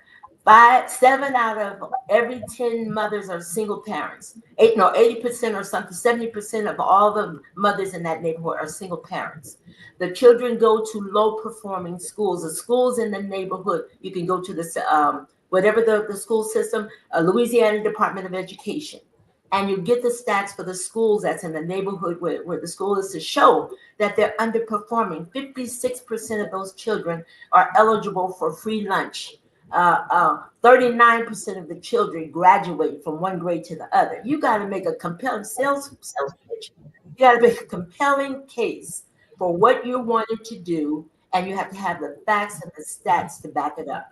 Otherwise, you're just telling me something. How do I know you're telling me the truth? I don't live there, and the funders are probably living, in other areas of the city or even in another state, and they don't know what your neighborhood. You have to help them see what you say through statistics, and at the end of that statistic, you better put where you can find www.sam.gov.whatever / this and this. They want to know it's legitimate.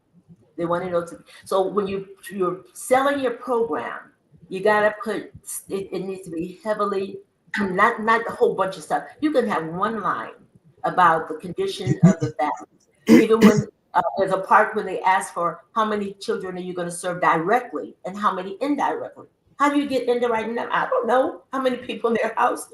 You can go Google, and it will tell you. I look at what's the average household composition for this area. If they say 3.5 children, I'll take my 25 kids, multiply by 3.5, and I know how many directly I'll be influencing. Because those children are going to go home and they're going to be telling their parents about what's going on. The parents will come to the program and they'll see what you're doing with their children, and you'll have interaction with them. So that's how you get an increase in the numbers, not just that I'm serving 25 children, but I have, don't help me do 25 times 3.5 is what, 80 some odd people. So then you up your numbers, and so they see that they can get greater impact if they just deal with 25 children, and you tell them that the indirect number is this amount, then their money is, they're getting a better bang for their money. The funders are. So have those stats, prove everything you say. Which, like I said, it could be one line, one source. When we're in high school and we have to cite the sources and what have you. Same thing with grants. It's kind of the, whatever you say, it's like, how do you know that? How do you know that? Just show how you know that. Show how you know it. That's a good word right there. Yeah. So you mentioned before that one of the big reasons people don't get funded, which is same in just basic banking. I do a talk about why are your loan applications rejected, et cetera. And one of the big 7 reasons there is you haven't been in business long enough. And you mentioned the same thing on grant writing, that, hey, you haven't been doing this long enough. Talk about what services that you offer for startups then, solopreneurs and startups that, will help them kind of get their thing off the ground. There are businesses and that have foundations that will fund startups. I'll tell you one, Target stores they'll give you, they say it's up to $500, but your average is probably going to be $25 to $50. But the funders want, if you 501c3, there's two categories. Well, there's more than one, but I'm going to use these two categories. One of them says that 1/3 of all of your funding must come from public donations. And then the other one says 33 1/3 of your funding must come from the same source.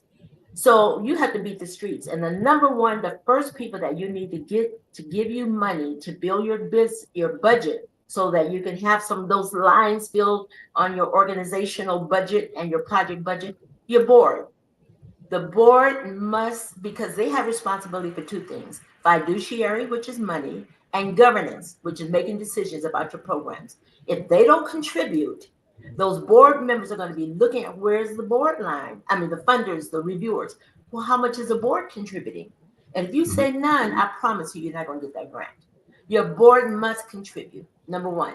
And then the second thing, there's target grants. They're relatively easy. Up until last year, Walmart, you could get up to 25 applications in 1 year, and the most amount you could get was $5,000.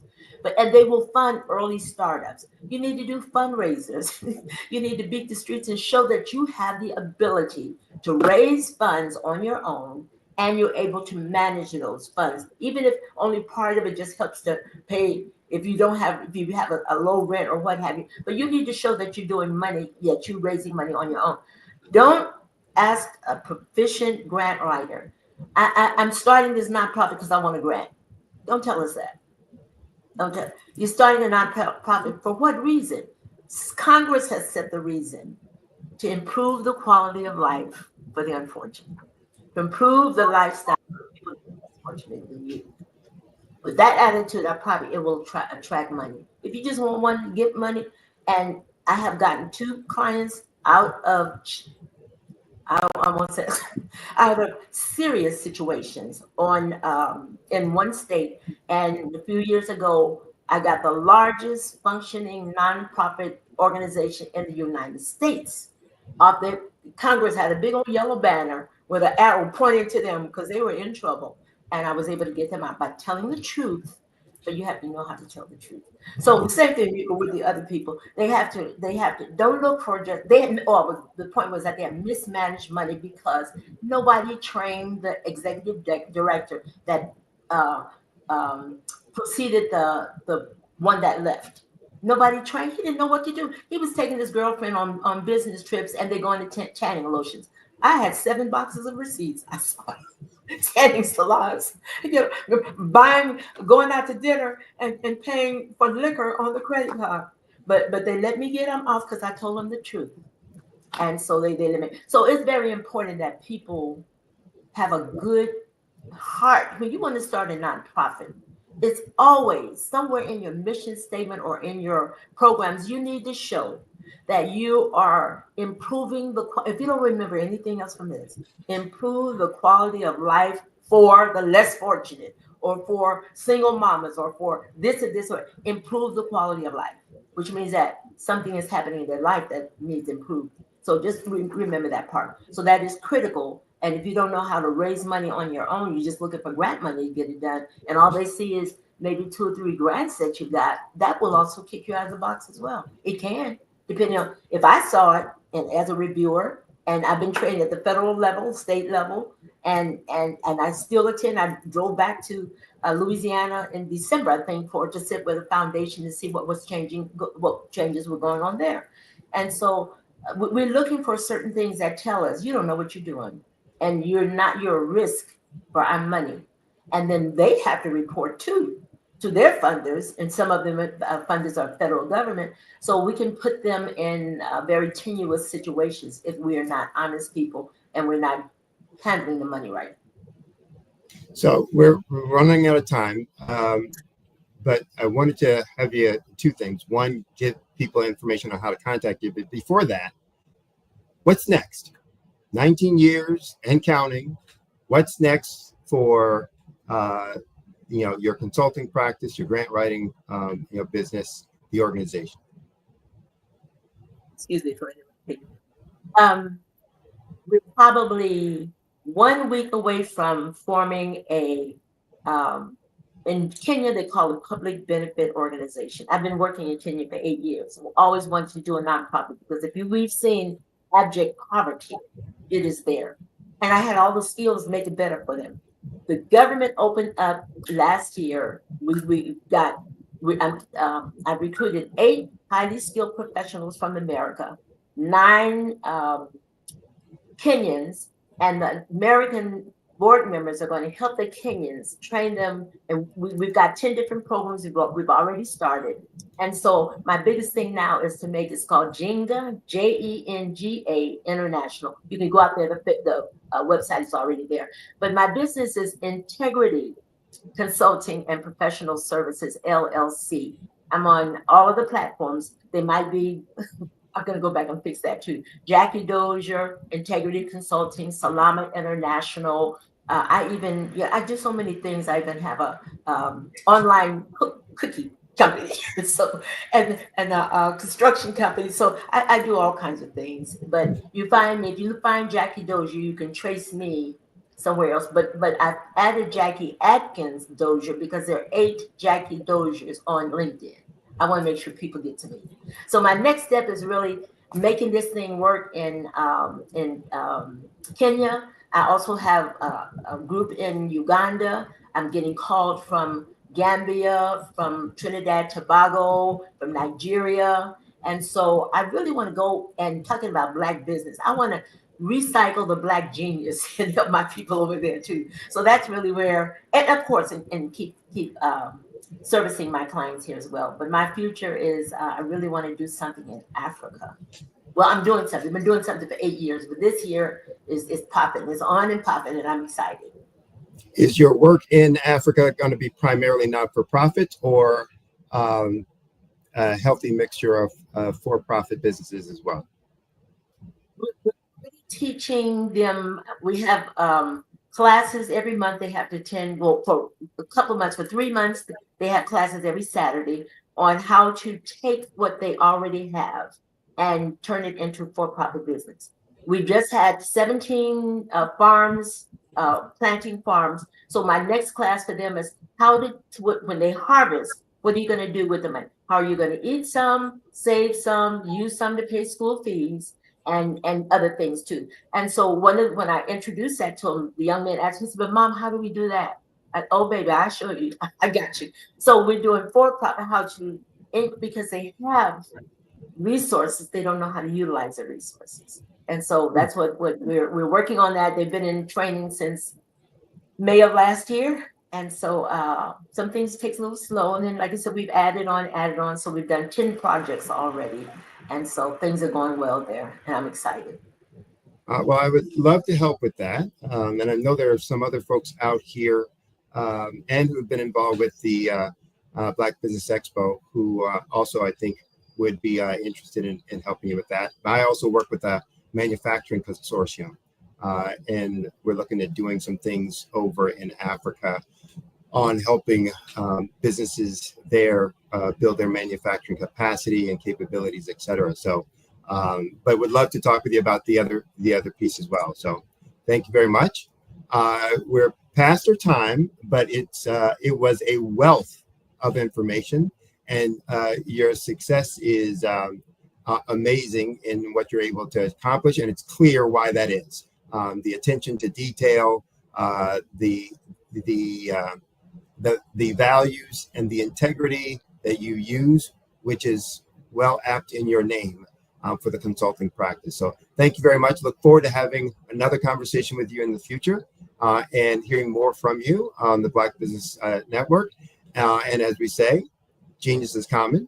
And I'll see you on the other side. You said you just made my day. I appreciate you so much. I'll be looking for that phone call or text message or email.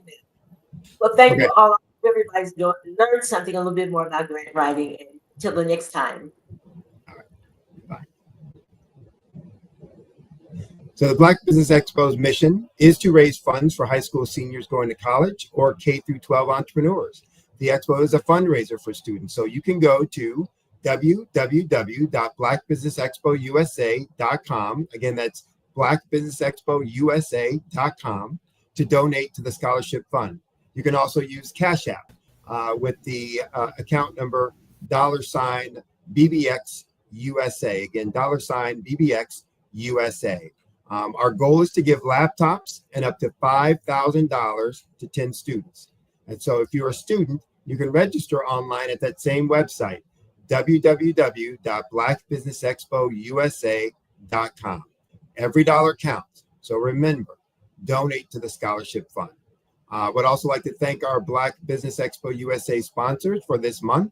Some of those include NC100, Suede Soul, Carolina, Virginia Minority Supplier Development Council, Step Management, Margie McLean Foundation, Inc., Genius is Common, the Executive Women's Success Institute, the Quality Coaching Company, Superwoman Business Services, Lee Entertainment, 5-Star BDM, the Black Business Olympics, Artistic App Design, and Black Business Expo USA. Remember, genius is common, and I'll see you on the other side.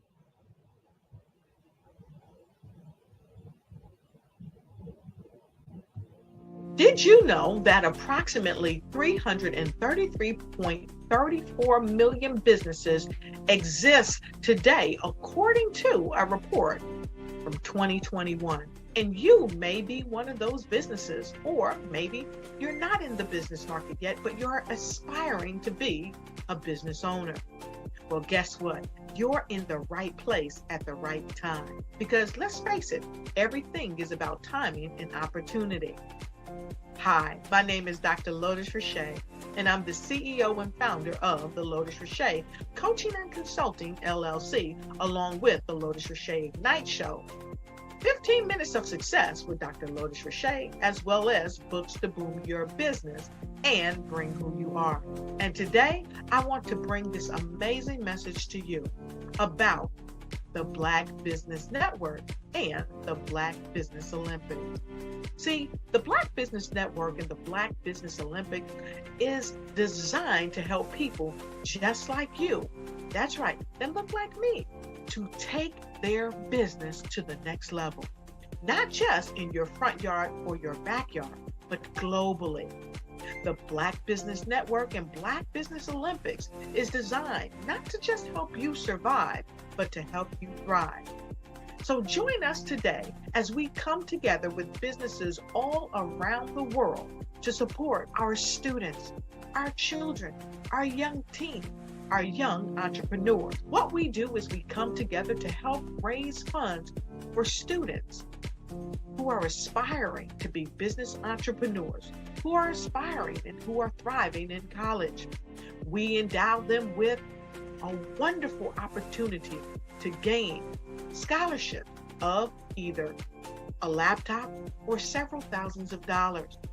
And we invite you to help be a contributor to this amazing opportunity to help someone that looks just like you. So join us today at our website and let us connect with you and help you ignite and take flight in every area of your life on the Black Business Network and the Black Business Olympics. I'll see you on the other side.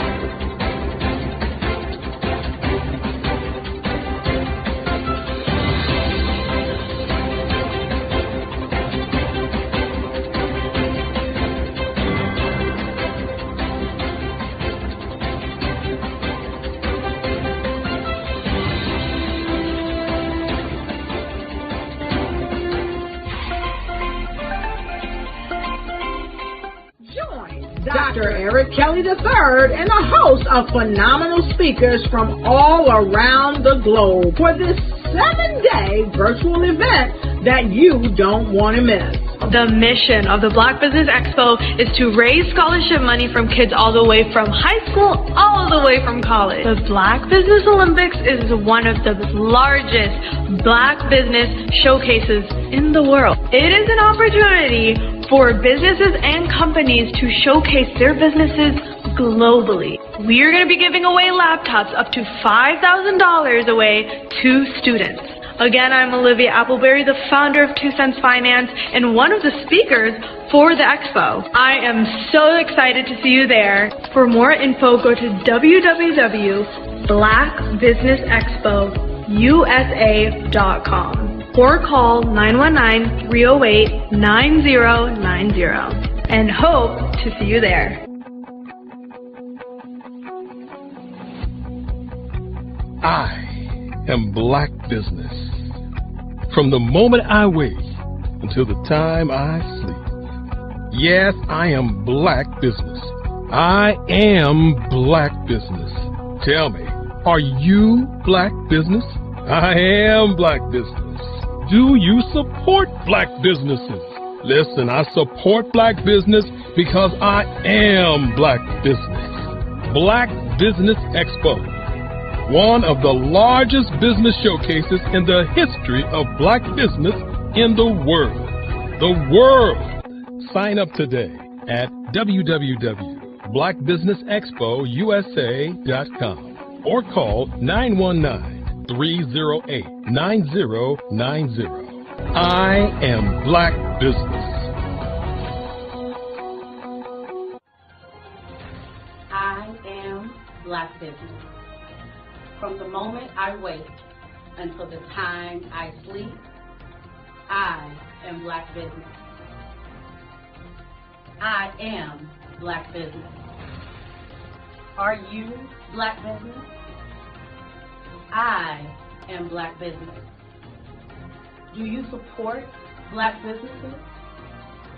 I support Black business because I am Black Business.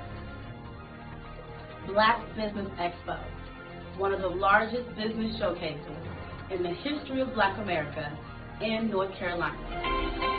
Join Dr. Eric Kelly III and a host of phenomenal speakers from all around the globe for this 7-day virtual event that you don't want to miss.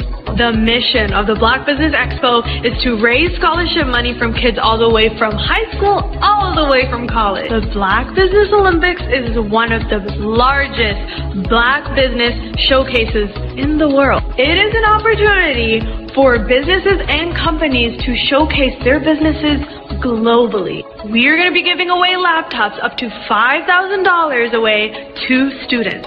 Again, I'm Olivia Appleberry, the founder of 2 Cents Finance and one of the speakers for the expo. I am so excited to see you there. For more info, go to www.blackbusinessexpousa.com or call 919-308-9090 and hope to see you there.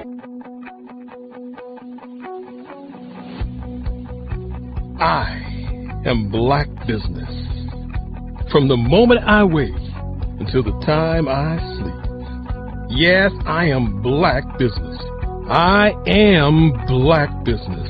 Tell me, are you Black Business? I am Black Business. Do you support Black businesses? Listen, I support Black business because I am Black Business. Black Business Expo, one of the largest business showcases in the history of Black business in the world.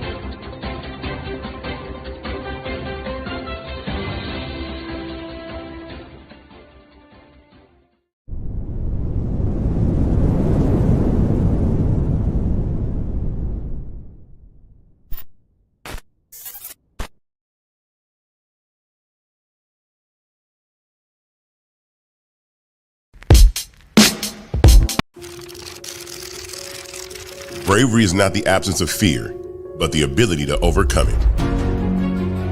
We stand for those who defy suppression, who speak out, and those who walk the road less traveled.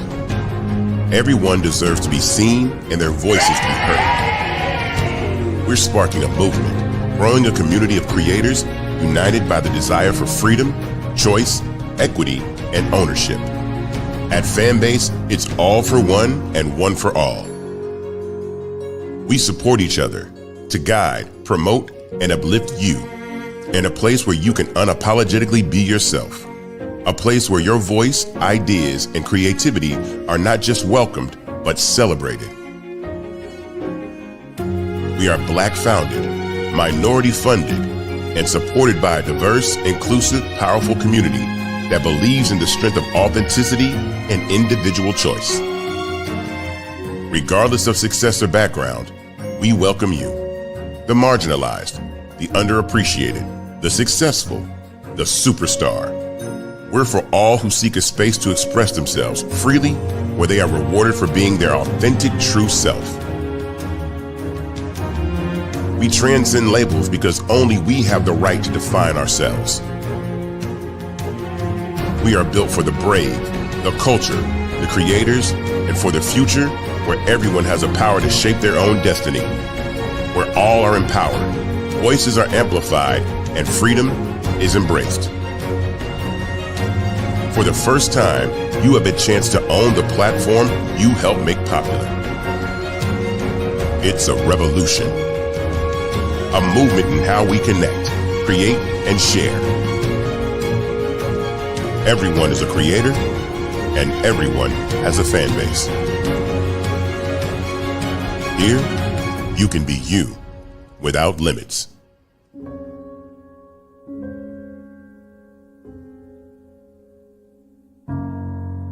Sometimes you got to hear the news from the Black perspective, and more specifically, Black publishers. And that's exactly why you have to download the Hey Tie app, the largest mobile app delivering breaking news, videos, and podcasts from 200 of your favorite Black publishers. Yes, 200 Black publishers delivering news as it happens, literally all in one app. Go to hayti.com or download the app in the Google Play Store or Apple App Store. It's completely free, along with information that you can trust, so go check them out.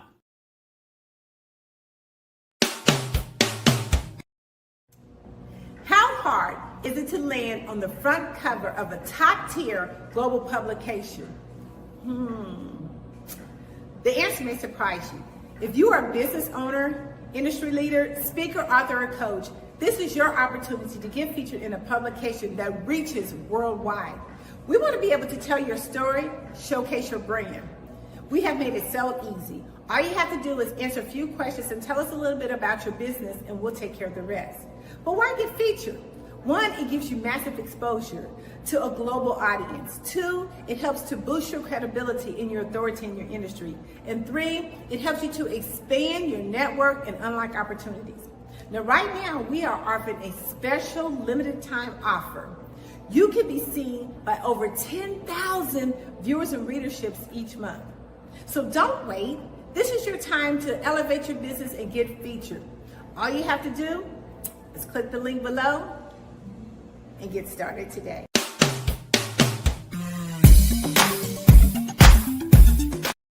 I was born in a little village on the island of Haiti. Many deadly diseases pounded me.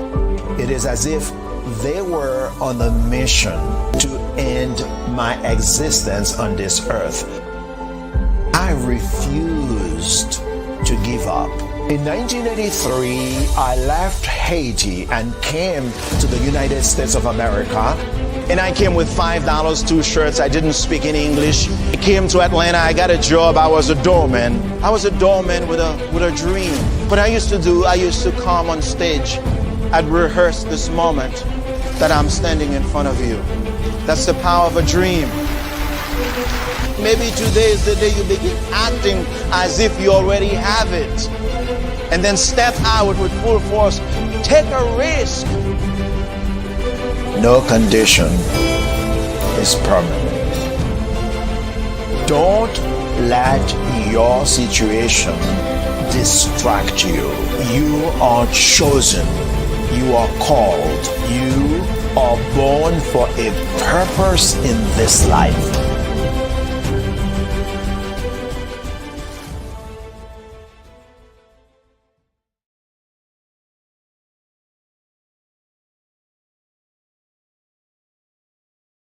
Did you know that only 96% of entrepreneurs ever reach that six-figure mark, and only 2% ever reach seven figures? We've helped high-level entrepreneurs with no systems, no strategies, no social media following, who used to make six figures in a year, make six figures in a month by working less. And we can help you do the exact same. Now, we're using a secret strategy that you may or may not know about called funnels. And funnels is basically like your website on steroids. It's taking your website to a whole nother level, and it's taking your customer on a simplified journey so you can get more profit per prospect. If you'd like to learn how this can be implemented into your business, schedule a free strategy session with myself or one of my team members at funnelsfinessers.com, and we'll see if we're a good fit to work together and how we can accelerate your business growth and take you to that next figure mark.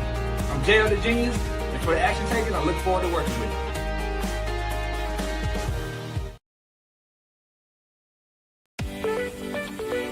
You are in the right place at the right time. The Black Business Network opens again for its Black Business Olympics, a 24/7 broadcast on business, strategies, global branding, social media marketing, finance, advertisement, and much, much more. Featuring the top, most powerful entrepreneurs and speakers and thought leaders from all around the world as they gather together for this phenomenal event.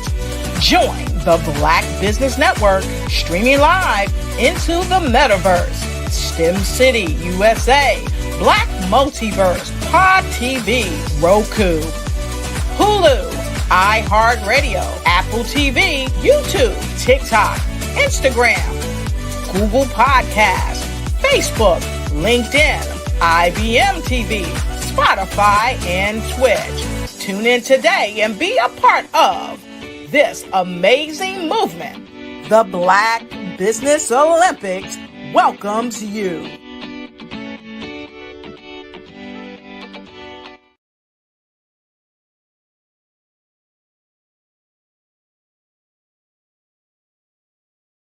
You are a Black-owned business and you're looking for new ways to expand your reach. Or you're a creative and you have an amazing story that needs to be told, seen, and heard. Well, at Fayview Night TV, we're streaming the diverse and authentic narratives of Black American culture. At Fayview Night TV, you have access to product placement, feedback loops, promotional spotlights, and other ways to showcase your brand. And we have fans all around the world that can't wait to see what you're up to. So come to Fayview Night TV because we are showcasing the culture 24/7 with Black stories and Black storytellers. Subscribe to FayviewNightTV.com today. And for more information, email us at info@FayviewNightTV.com or call our hotline at 816-819-9939. Hello, I'm Dr. Madeline Ann Lewis, President and CEO of the Executive Women's Success Institute. And my genius is helping women accelerate the path to success.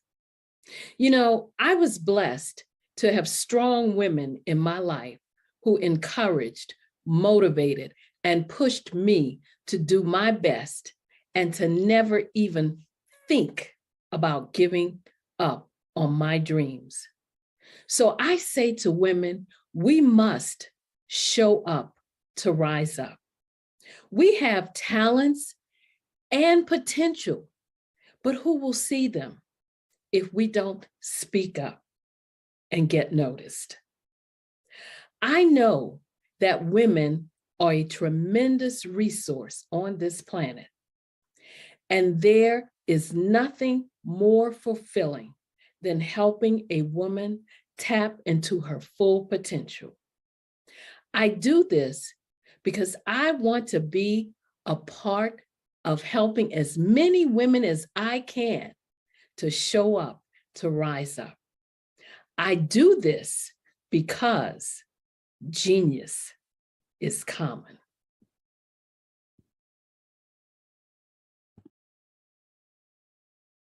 phenomenal Tanya T. Wise, who is here from the great state of Maryland. Tanya, welcome and thank you for being with us today. Can you indulge our audience a little bit and tell them just a little bit more about who you are and what it is that you do? Well, I love being able to talk to people and have a magnetic attitude, being able to just show them. So I always like to say, level up is Coach at Tanya T. Wise here. So can you tell our audience, just give them a teaser about what your presentation will be about? So my philosophy is that we should all be living our dream life. So tomorrow I'm going to talk about how you start living your dream life. What are some of the things that you thought about?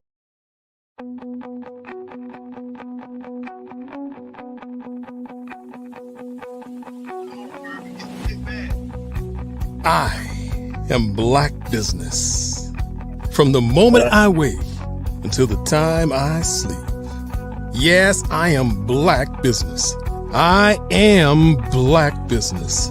Tell me, are you Black Business? I am Black Business. Do you support Black businesses? Listen, I support Black business because I am Black Business. Black Business Expo, one of the largest business showcases in the history of Black business in the world. The world! Sign up today at www.blackbusinessexpousa.com or call 919-308-9090. I am Black Business.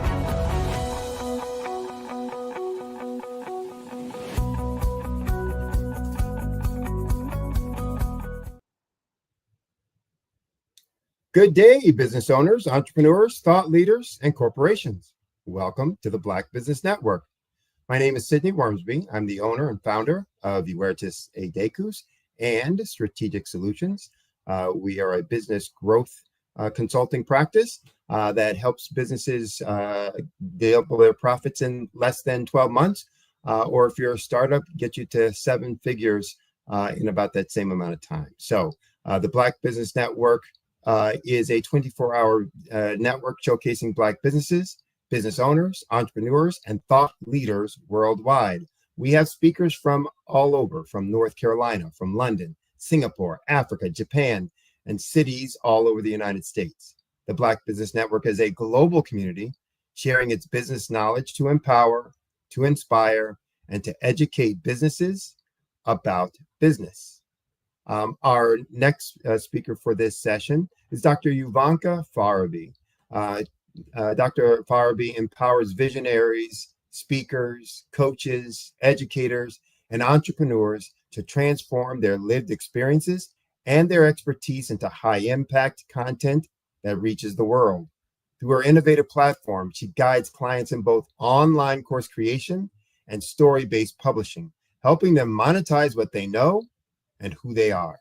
Whether you're building a digital course, writing your life-changing message into a book, or both, Dr. Farabi provides the tools, strategy, and structure to help you rise from idea to income.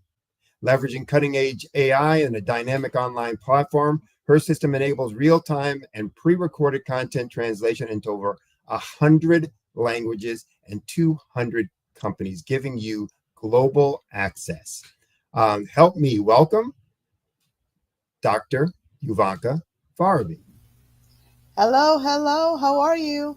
Good, how are you? I am wonderful. Thank you so much for having me. An impressive set of services. This is the first time I've met you, so nice to meet you. I'm happy to meet you and looking forward to hearing more about you. I know we're going to be doing a fireside chat, so really interested in hearing more about your program, your capabilities, your services, and all of that. And I'm sure folks are going to get a ton from it because there's so many people out there who are entrepreneurs who are looking to one, expand their businesses, but two, trying to figure out how can they expand their brand, their reach. And it sounds like, you're right in that space. That's awesome. What I'd like to do is spend, some time just kind of unfolding my story, and then we can chat. We can get into all the details. Yeah. So let's start with that. Talk a little bit about your backstory, how you got started, one, in your career, but then what made you transform into being an entrepreneur and having your own business. If I could just paint a picture a little bit. So if you can imagine spending the better part of your adult life playing by the rules and doing everything right. You do everything that people tell you to do. You build the life people say is a moniker of success, only to have at some point everything crash all down around you like rubble around your feet. Broken dreams, shattered glass, completely unrecognizable. And today I'm a speaker, I'm a coach, I am an international best-selling author. I help people create courses. I'm a prison chaplain, and I help instill hope in the incarcerated, disenfranchised, and their family through my nonprofit called Beyond the Shackles. But it wasn't always that way. I was born in Chicago, and my mother is a part of the Great Migration. Many of you know what that is, where people left the South. My mother, for her, was the 1950s. At 19 years old, she left farm life and she moved to Chicago to get one of those great factory jobs, one that had all the pension, had all the stuff, right? You can get your Social Security and your pension and all those great things that is reliable and dependable and respectable. And at that factory, she met my dad.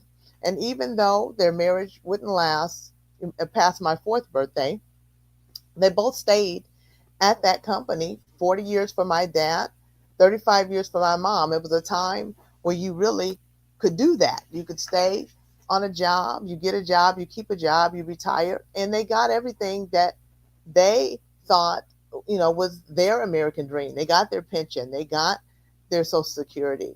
But one of the things my mother always instilled in us kids is you got to go to college, because the idea is you will, get an education and you don't have to get your hands dirty like we did. You can go work in one of those big office, corporations, and those get you a big office and even make more money.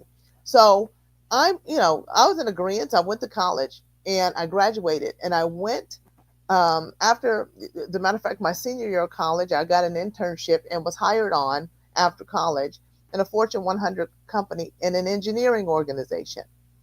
First thing I would like to say is I'm no engineer. I'm no engineer.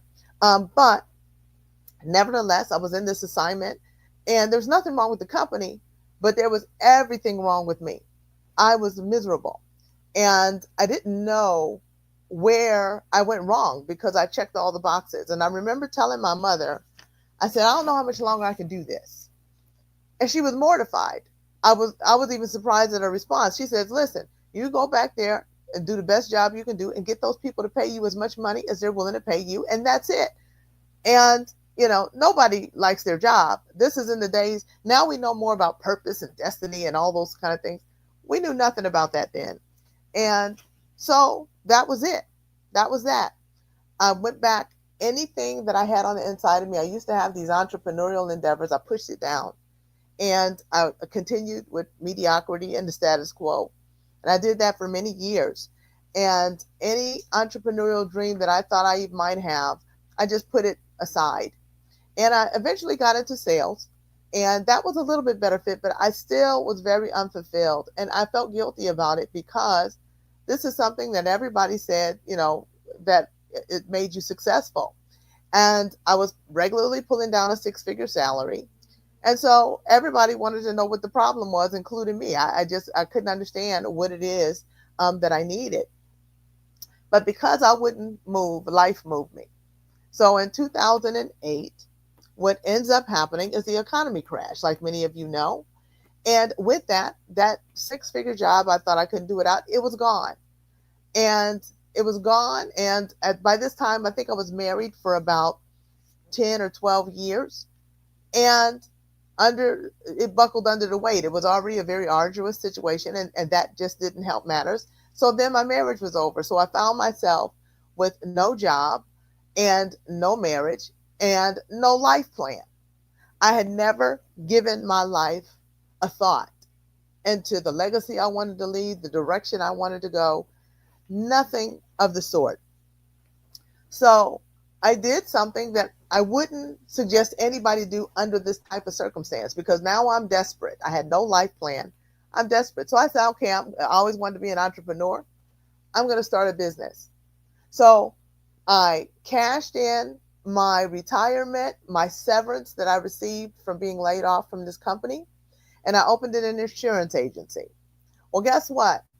I didn't know anything about the insurance business. I really was trying to fix my financial situation. I have an appreciation to the state for insurance, and I still maintain licenses and help people out in that. But this was not something that I was called to.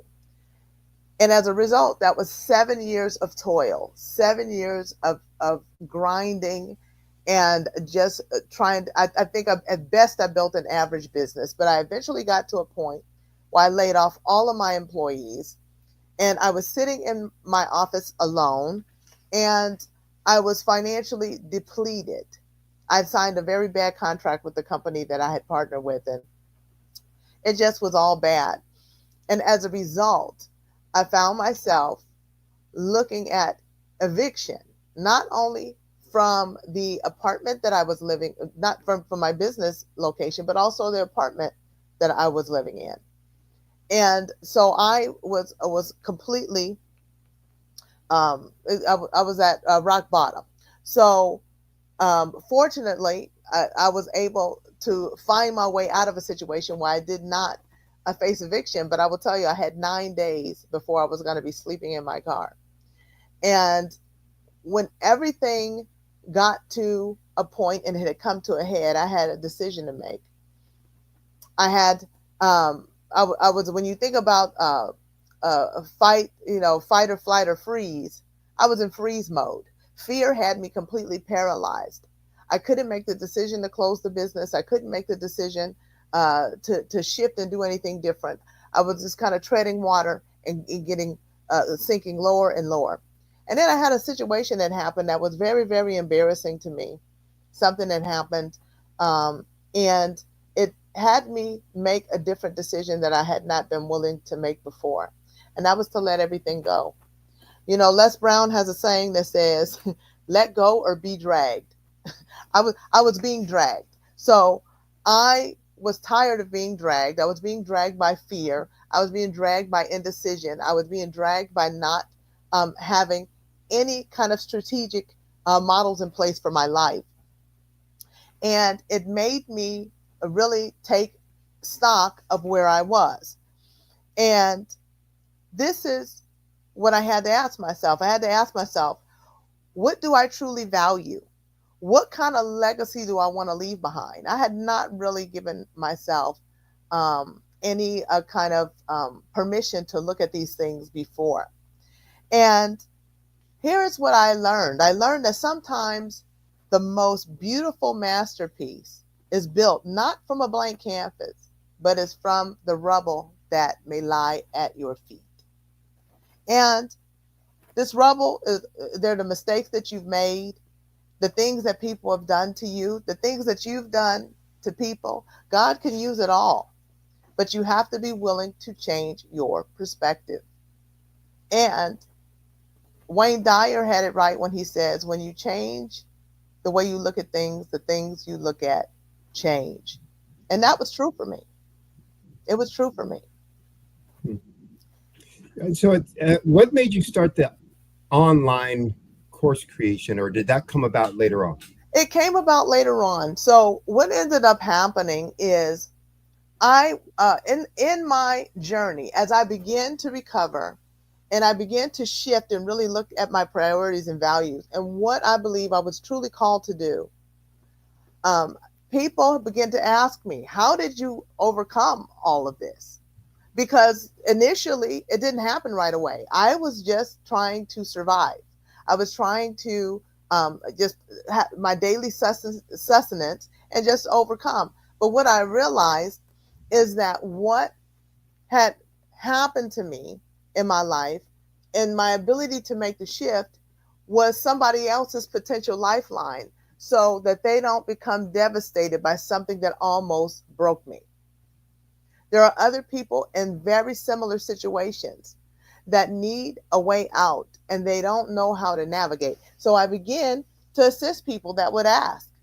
And that is where I discovered that I had something that people needed. And then along the way, I was able to help people also discover that they had something that was needed as they went through their journey of coming out of their situations and overcoming and being able to make use of that so that they can elevate. So I always like to, ask people the why. You just gave your why that, hey, I discovered I had this book. But the next why is, well, why is it so important for you? Why is it so important that you provide them this support, this service, this thing that you saw that, others might be experiencing? Because finding your voice, because what happens when you go through adversity, when things happen, or if you're in situations, you lose your voice. And your voice is power. It's power. So if you can find your voice, you can tell your story. You can shape your narrative, because if you don't shape it, somebody else is going to shape it for you, and they're going to get it wrong. Mm-hmm. They're going to get it wrong. Maybe intentionally wrong, or or even by chance, because you're the only one that knows the heart of where you are and what you came out of and what brought you out of it. And those are the things that people, when they resonate with you, because it's about you being yourself and you being authentic. Your tribe will find you when you're authentic. So that is what will draw people to you in order for you to help them the way you've been helped. Mm-hmm. So course creation, turning your thoughts, your ideas, your work into a class or into a book. Mm-hmm. Most folks are going to say, I'm not a teacher. I'm not a coach. I'm not a writer. Do you need to be in order to create a course? No, you don't need to be. You what you do need is if you really believe that you have a story, because that's what comes first. That's what I run into people all the time, that they want to tell their life story. They want to write a book. And what really needs to happen, because you can't tell everything, you need to tell what matters. Right. So I help people find what matters in there, because there's various things, like even what I just shared with you, mm-hmm. That's just a drop in the bucket of all of my experiences that things happen. And so I tell them at different junctures with different audiences and at different times. So I help people find what matters, and the things that matter to people. Then I also help them discover market-wise if there's a market for that. Mm-hmm. And from that, then you can extrapolate what it is that you've learned that you want to teach people. And you can verbally say, I want people to learn, how to plan their life after divorce. I wish somebody had told me about this, and this. If that's something that you've learned, you can create a course just from that. And then there's different offshoots from it. You can write a book from that. It just depends on what a person wants, what they feel it resonates with them in terms of what they're to talk about, and then how to package it and put it together. And that's something that I help people do, because what happens is most people, it's the start that stops people. Mm. It's because if they've never created a course, if they've never written a book. I remember the first time I ever had a desire to write a book, I was 12 years old. And I had this wonderful summer vacation that I thought it was epic, because I went and stayed with my aunt and uncle. My uncle didn't have a disciplinary bone in his body. My mother, she was a disciplinarian. She was tough. So I had a summer of what I thought was freedom. So I wanted to write about it. But I remember taking out notebook paper and a pencil, and I wrote my summer vacation. And I never got past that because I didn't know what to do. And many people are just in that place. And so I was like that for years until I got it figured out. But my desire is to help people get past that first line, my life story, how do we hone in on what really matters to you in this moment? And then we can think about the other stuff later, but I help them focus. Talk a little bit about the system you use with folks. And, what do you think makes it so useful or impactful to get those ideas that are in their head or that are inside them out so others can experience it? So I help people with something that I'll call create to elevate.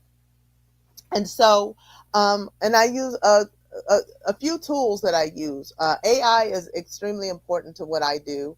I have a platform that I give people access to, an online course creation platform that allows you to be able to not only create your course and teach you how, we teach you how to create a binge-worthy course, because it's one thing to create a course. It's another thing to create a course, not only that people are interested in, but even if they get it, they have a great opportunity of actually finishing the course so that they can get to the end of it and your great call to action. So if you have other things that you're marketing and other things that you want them to participate in. So I have a platform that is available for that. There's translation. Also, if your story, many people, their story is global. It's not just about in your backyard, in your state or your country. Internationally, there is a market for what people have and what people want people to learn across the continent. So, our system is marketed in 200 countries as well. And there's translation capability with perfect lip sync, with a voice matching that is in 120 languages. So there's a lot of tools that are available. But in terms of getting together to create the course, that's something that we do in discovery.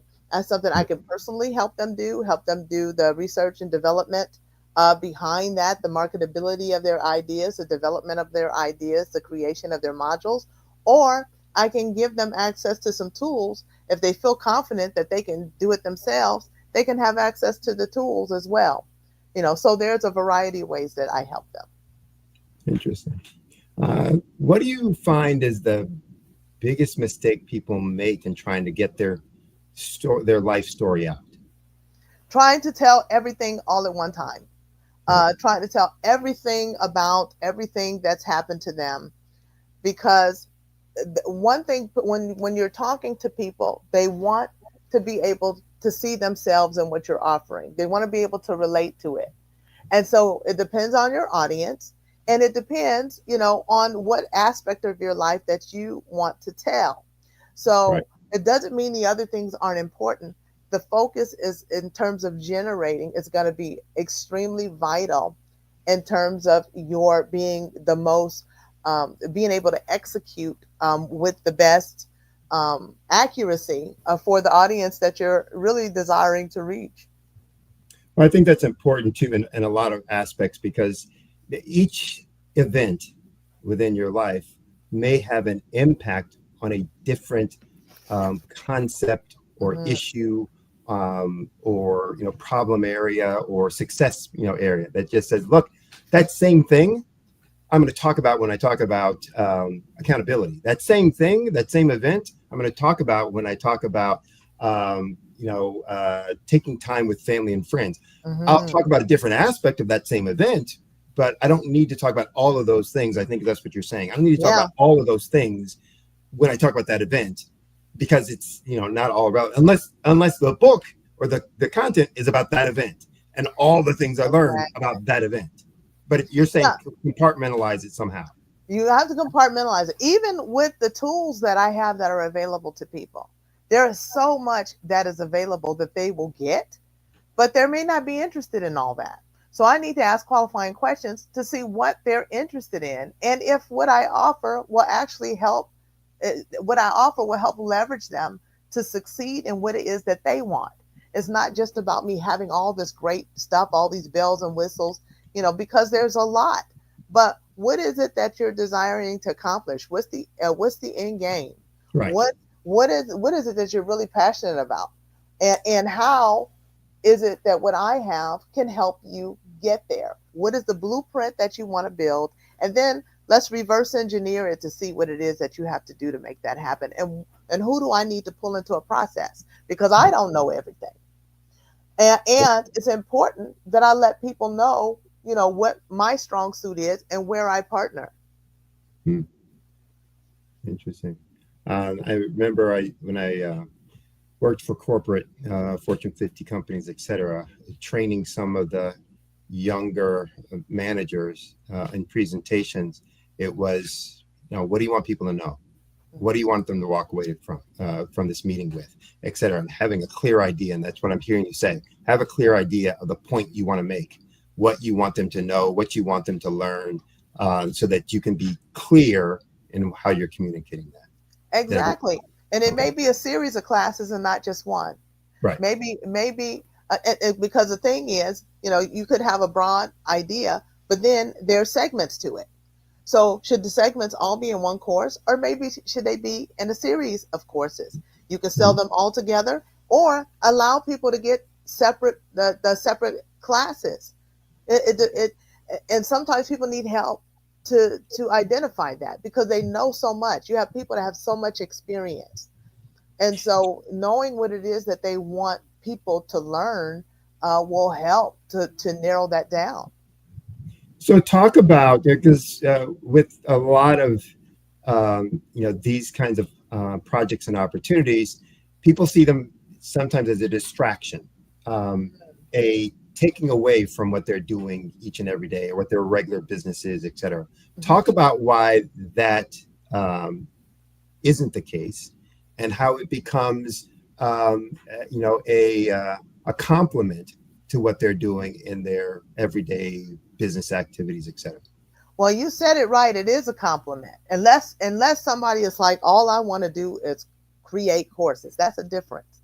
But most of the times, that's not the case. So what a course or a book is something that supports the main thing. You keep the main thing the main thing. But then a course is something ancillary that is an offshoot. Everybody is not going to want to, or maybe even not be able to afford the time to pay for you one-on-one. But if you have a pre-recorded course there's something that they can wrap, their hands and their brain around, that might get them started, and then they may say, you know what, I like this so much. Now they can see the value of what you offer. Because that's the thing, like even with courses, one of the things that I encourage people to do, create a free course that supports your paid course. Why? Because people may not have heard of you at all. You could be the most knowledgeable person in the whole world, but if they've never heard of you, it's so much that's out there in terms of competing for time and dollars. People, what's going to motivate them to buy your course? But if you offer them a free course, they can get to know your personality. They get to know your expertise in a particular market, and they can respond to a call to action and say, okay, now I want a paid course. Or maybe they want to even do a discovery meeting with you for a live session. And so that you can have you can have access to them and vice versa. And depending on what that course is about, again, it supports the main business in that it's branding. So it's showing you as an expert, a topic expert, and whatever your main business might be, then they can come to you for that. That just says, manufacturing, and he or she was talking about this new technique that they used, or how they learned this specific thing, and that was really interesting, and how they applied it in their business. I want to hear or want to know more, or I like the way that they did that. Let me check into their product more, blah, blah, blah, blah, blah. So, people need to understand the impact on the branding of you associated with your business, and how that brings your base business more business. Absolutely. And speaking of more business, you can do it internationally. I have access to a tool that will allow for live translation. So say if you had a course on the platform that I market, they translated it in Portuguese because that's their first language. That's what they speak. They loved it and they want to coach with you or train with you, but they don't speak English and you don't speak Portuguese. Literally through your Zoom app, I have a tool that will allow for live translation. They will be able to speak to you and it's voice matched. So when you speak to them, what they hear on their side is Portuguese. When they speak to you, you hear English and it's in their voice. And there's 40 languages that are available for that. So really the sky becomes the limit and the world begins to open up for you if that's something that you desire. We're running close out of time. So one more question, then I'll ask you to give folks a way to reach out to you.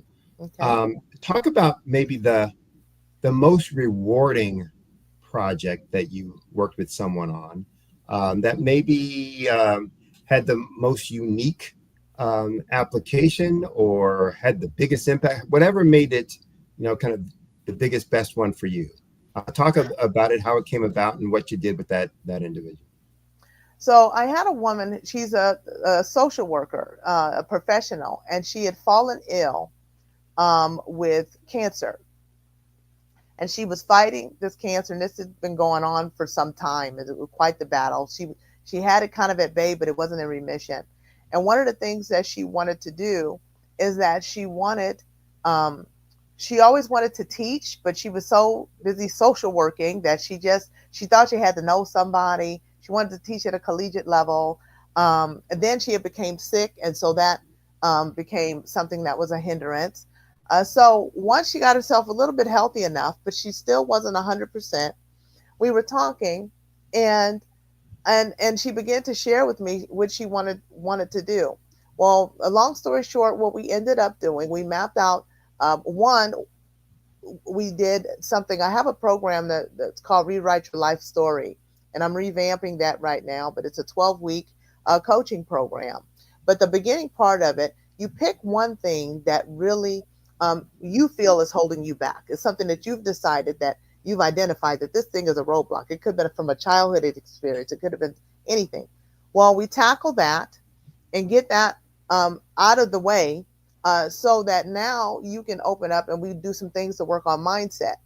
And so she went through my entire program. We came up with a plan after, she had a broad brush plan of 5 years. Then we backed up, reverse engineered it. And today, and she still has some challenges with her health, but she teaches in a community college level, which is it's really challenging, but with a plan that we came up with, she's doing that today. That's something that is rewarding to me. And now that's going to also segue into some courses that she wants to teach, because now she can see it. And she has more people in front of her that she's like, okay, I see more of what the need is. I see what the need is for a social worker, people who are studying, as well as for what I've gone through with my clients. So that's one of the things that situation did not stop her. I'm also a cancer survivor. So, and I'm very grateful, but at the very height of when I was going through everything I was going through, that was one of the things that happened after everything else that could have made me stop. But I'm very grateful to God, eternally grateful. We have a hard stop. So I'm going to ask you, how can folks reach out to you if they want to write their story, talk more about your services, et cetera? What's the best way for them to reach you? Absolutely. The best way is to go to my website and schedule a discovery meeting, this free consultation at www.liveshacklefree.com, liveshacklefree.com, or you can send me an email at info@liveshacklefree.com. Well, Dr. Farabee, it was great speaking with you. I think it's a wonderful service that you're doing, and looking forward to having more conversations with you as well. And I'll send folks your way that I run into that I think would benefit from writing their story out as well. So thank you very much. Awesome. And I'd love to learn more about your business as well. Great. Love to do it. We'll set up time to talk later on. Okay, awesome. All right. Remember, as we say, genius is common And I'll see you on the other side. The other side. Blessings.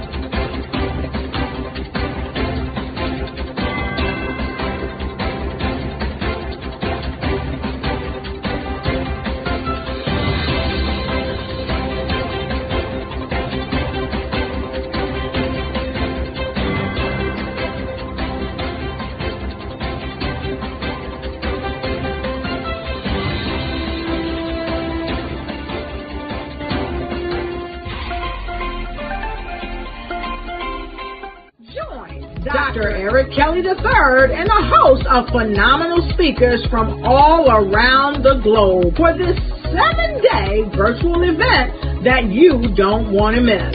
The mission of the Black Business Expo is to raise scholarship money from kids all the way from high school all the way from college. The Black Business Olympics is one of the largest Black business showcases in the world. It is an opportunity for businesses and companies to showcase their businesses globally. We are going to be giving away laptops up to $5,000 away to students. Again, I'm Olivia Appleberry, the founder of 2 Cents Finance and one of the speakers for the expo. I am so excited to see you there. For more info, go to www.blackbusinessexpousa.com or call 919-308-9090 and hope to see you there. I am Black Business. From the moment I wake until the time I sleep. Yes, I am Black Business. I am Black Business. Tell me, are you Black Business? I am Black Business. Do you support Black businesses? Listen, I support Black business because I am Black Business. Black Business Expo, one of the largest business showcases in the history of Black business in the world. The world! Sign up today at www.blackbusinessexpousa.com or call 919-308-9090. I am Black Business. I am Black Business. From the moment I wake until the time I sleep, I am Black Business. I am Black Business. Are you Black Business? I am Black Business. Do you support Black businesses? I support Black business because I am Black Business. Black Business Expo, one of the largest business showcases in the history of Black America in North Carolina. Join Dr. Eric Kelly III and a host of phenomenal speakers from all around the globe for this 7-day virtual event that you don't want to miss. The mission of the Black Business Expo is to raise scholarship money from kids all the way from high school all the way from college. The Black Business Olympics is one of the largest Black business showcases in the world. It is an opportunity for businesses and companies to showcase their businesses globally. We are going to be giving away laptops up to $5,000 away to students. Again, I'm Olivia Appleberry, the founder of 2 Cents Finance and one of the speakers for the expo. I am so excited to see you there. For more info, go to www.blackbusinessexpousa.com or call 919-308-9090 and hope to see you there. I am Black Business. From the moment I wake until the time I sleep. Yes, I am Black business. I am Black business. Tell me, are you Black business? I am Black business. Do you support Black businesses? Listen, I support Black business because I am Black business. Black Business Expo, one of the largest business showcases in the history of Black business in the world.